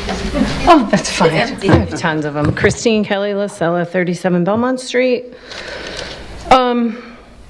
So I have such respect for everybody that volunteers in this town, including the building committee. I can't call people out by name, but there are women in the audience I have respect for. But because I don't agree with them doesn't mean that I don't have respect for them. I was called out on social media for sharing information and was told I was sharing false information. I assure everybody that's listening or watching, I've shared nothing that's not true. I have had numerous conversations with Russ Moran on the phone. I have a text from him that I asked him the question and he gave me an answer. And I said, are you planning on rebuilding Hamner School as new and Highcrest as new? And he answered me. I've known Russ a long time and I like Russ, but I don't agree with him. And this is not about them and us or what have you. I am 100% for doing the schools. People may not understand how seriously people in the historic district take it, but it's serious business. A couple of the handouts I gave the council, I didn't label. I didn't do the whole thing. Origin of our parks, I got it at the Historical Society. There is 165 pages of the old Wethersfield master plan. I did not have the money to print this all up for you. There are a few pages. If any of you want to borrow it, I'm happy to share it. It's serious business. And it breaks my heart. I grew up in that park. There's history. I could go on and on and on, but I'm not going to. And it's not that I don't want new schools. We have Keisha Farm. I finally ran into Amy Bello, albeit on social media, and I asked her, what is the plan for Keisha Farm? And her opinion was farming, because it's upland farmland, and we're losing land down here with flooding. And I said, and this is on social media, so I'm not making it up. And she said it would be a waste to put a school there. And I thought to myself, but we need a school. And that's Amy's opinion. But that land was not bought to have a farm on it. And I liked when Mr. Presley, Mr. Town Manager, when you said tonight, we are not in the business of this. We are not in the business of farming. So I don't think a farm is an option there. And I can't address anybody in the audience who doesn't want to put a school on Keisha Farm. But why not? There's nothing there. I like the architect. I have been to the meetings. I have volunteered in this town. I helped erect Loretta's Dream at Mill Woods. I've been on PTOs, PTAs, and I come to these meetings probably ad nauseum to some of these guys up here. So I do put my time in. And when I'm not feeling well, which has been a lot lately, I watch it on TV and I look for the minutes. I have a lot of notes. The architect, Michael Scott, he made a comment, and Ms. Umbrello, you talked about it. The Highcrest proposal was taken off. I was at that meeting. They didn't like the way the school sat. It sits obliquely, meaning to the side. So does in Hamner. And you made a perfect statement. Yes, you would see the side of the Hamner building, it would be facing north. So on Garden Street and Hartford Avenue, it sits obliquely. He stated a civic building you should see from the front. It's on the minutes. I can give you the exact time when he said it. I rewatched it. He said developing Keisha adds a tremendous amount of value to the town as long as people realize it won't be used for what they voted for. But people voted to use it for recreational, open space, other municipal purposes. We need a place you can have a school that you look at straight on. Why do we want to? You said the high crest version was crammed in. So isn't the Hamner. I have the deed to what Bessie Stillman donated. I have the Standish deed. I would like to ask the town, has that land been surveyed by an engineer? Because there's discrepancy what's on the town card and what's in Bessie Stillman's deed. It's only 3/4 of an acre, but there's a discrepancy. The HTC has to hear this. I think there's a lot of people, I said it, I'm not being a jerk. You're gonna get a lot of pushback. It's a historic area. Old Weathersfield, they take everything serious, and you can't just put a new window in, you can't put a new door, you can paint your house, you can't even change your roof unless it's already pre-approved. So I just think having a plan that if this plan fails for Hamner, and it could, I don't want to feel like, I feel like the United States has a lot going on right now, and I feel like in my town, I'm being told this is your only option or not. And I think the council and the school board committee should have more talking points with people and not have it be like, well, this is it or not, and it's going to be your fault if it doesn't happen. Thank you, Christine. Thank you. Thank you.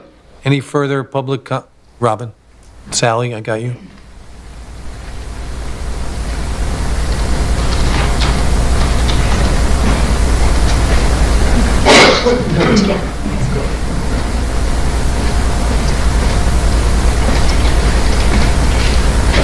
Robin Barraza, 248 Dale Road. I'll try to make it quick. It's after 10. I know everyone wants to get home.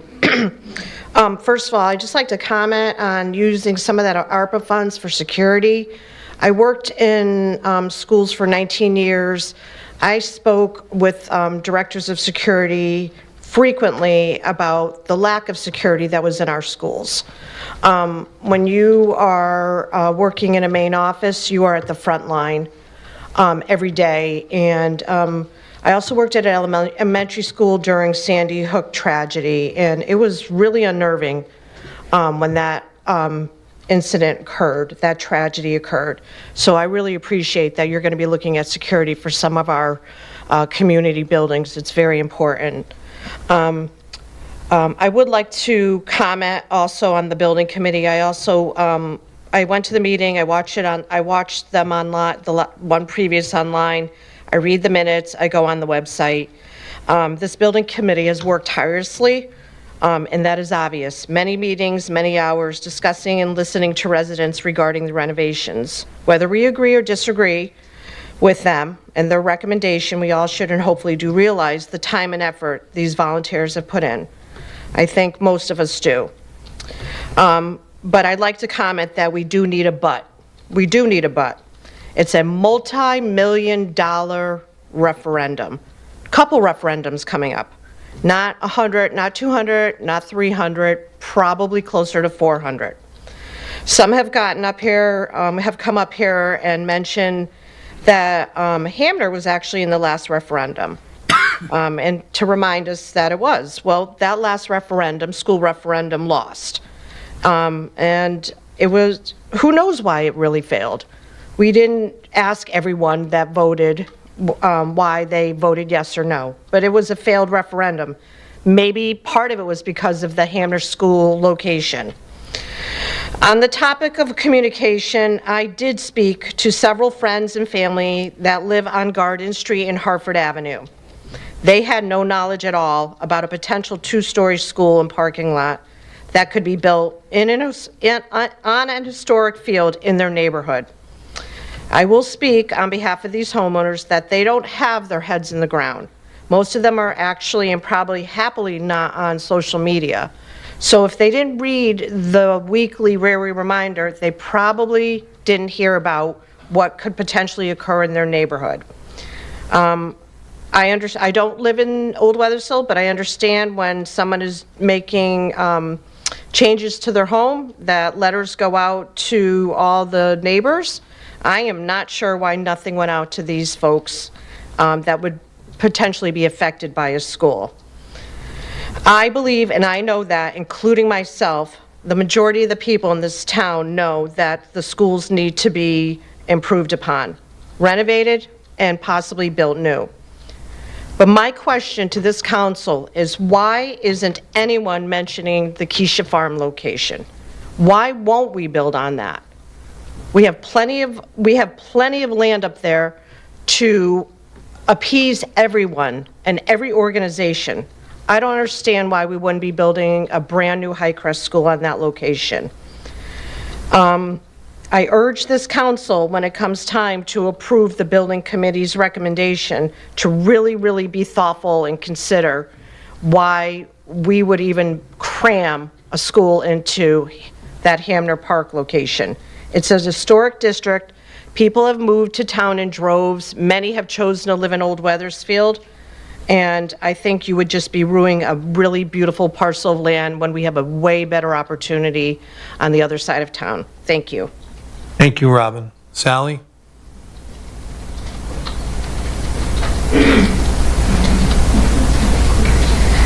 Thank you. Sally Keating, 109 Church Street. Could say a lot of things. I agree with Sarah. I don't know that everyone in town understands the schools need help. The building survey that went out about a year ago, these comments are gold. They are from teachers, from parents. They talk about the mice infestation, on and on. There are comments from teachers there, people who are in those schools every day.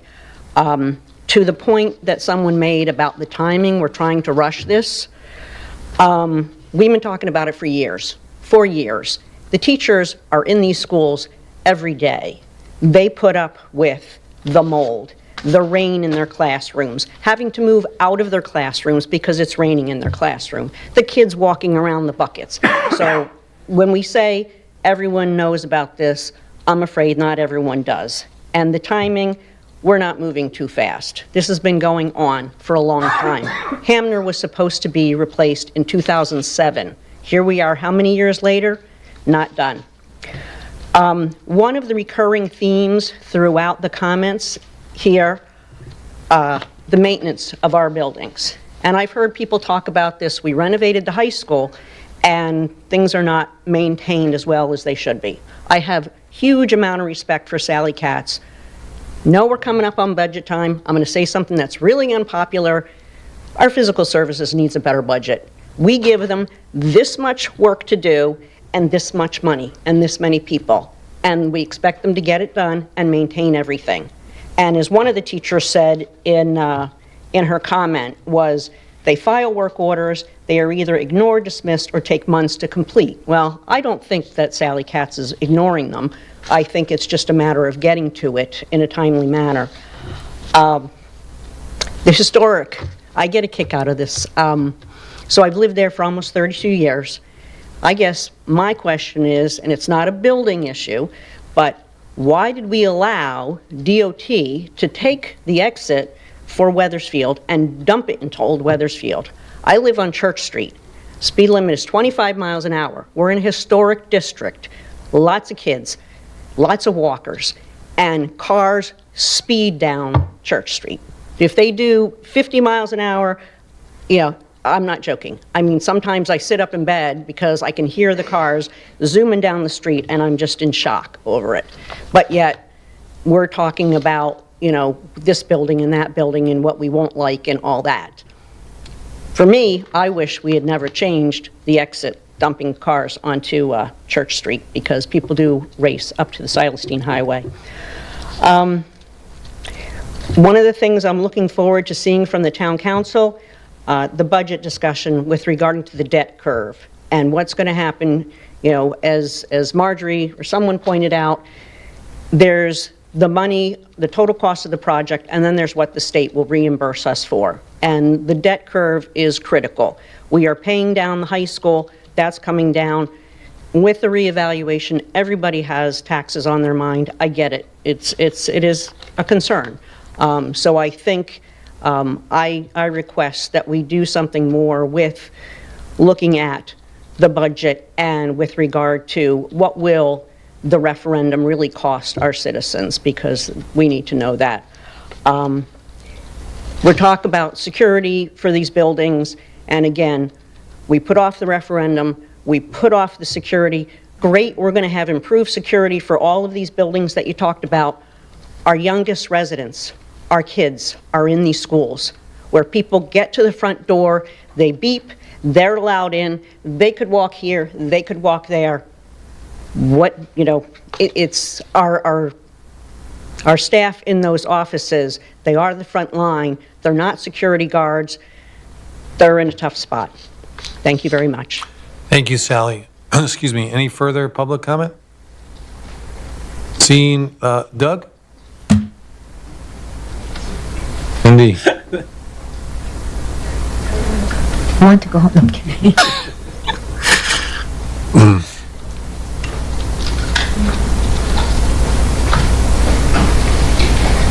Good evening, folks. Doug Ovian, 56 Broad Street. A couple of things. It's no accident that Hanmer is where it is. In the 1960s, when Hanmer was built, the town was faced with the same issue that it is now, with a proposal to build this Hanmer in the Stillman lot.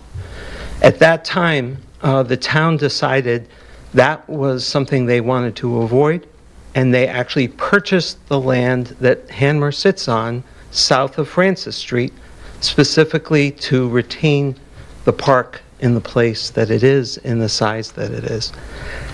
I would say that that's a decision that should at least be considered as we're going forward now in deciding what to do with our elementary schools. Another thing is that it's quite clear that the most attractive option was from TSKP's point of view, was High Crest, or I should say Keisha North, I believe they called it, on Highland Street.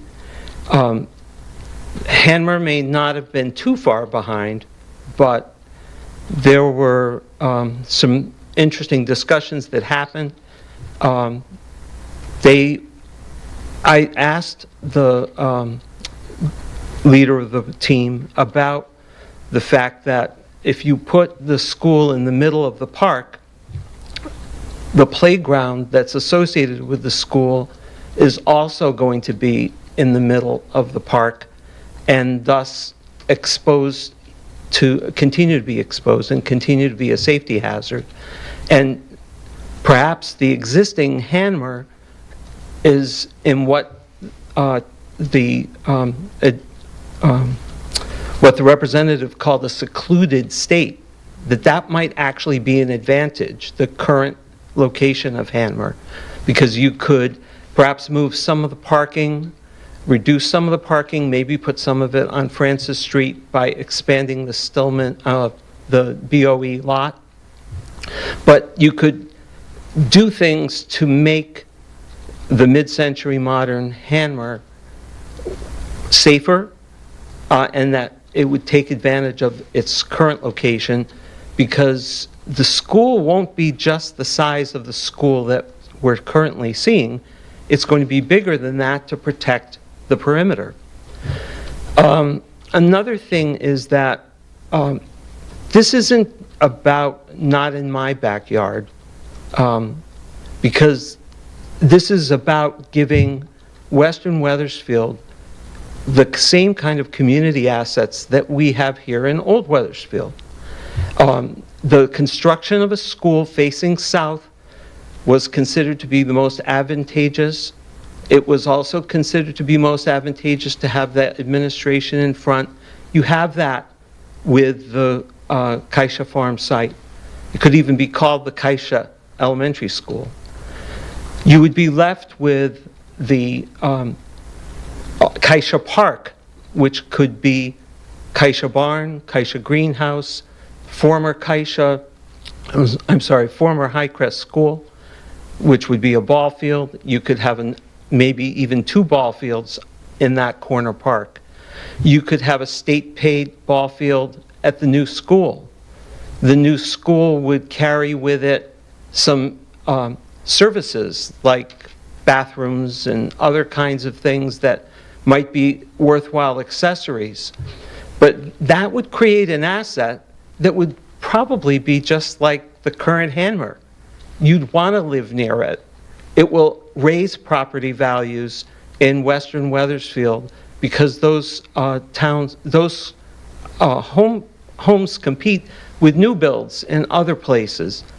The other thing is that you get the opportunity to have a new school for Highcrest, which the teachers, I think, are more unhappy at Highcrest than they are at Hanmer. And that would also give you a new school for the adjacent district Webb that's losing its elementary school. And for all those reasons, this is why we should be thinking of our neighbors in Western Weathersfield to give them what we have in terms of assets here in Old Weathersfield. Thank you. Thank you, Doug. I think everyone's spoken twice. Is there any, no other, we do not have executive session. I'll take a motion to adjourn. Motion to adjourn. Second and so moved, all in favor? Aye. Aye, we are adjourned. Thank you, everyone.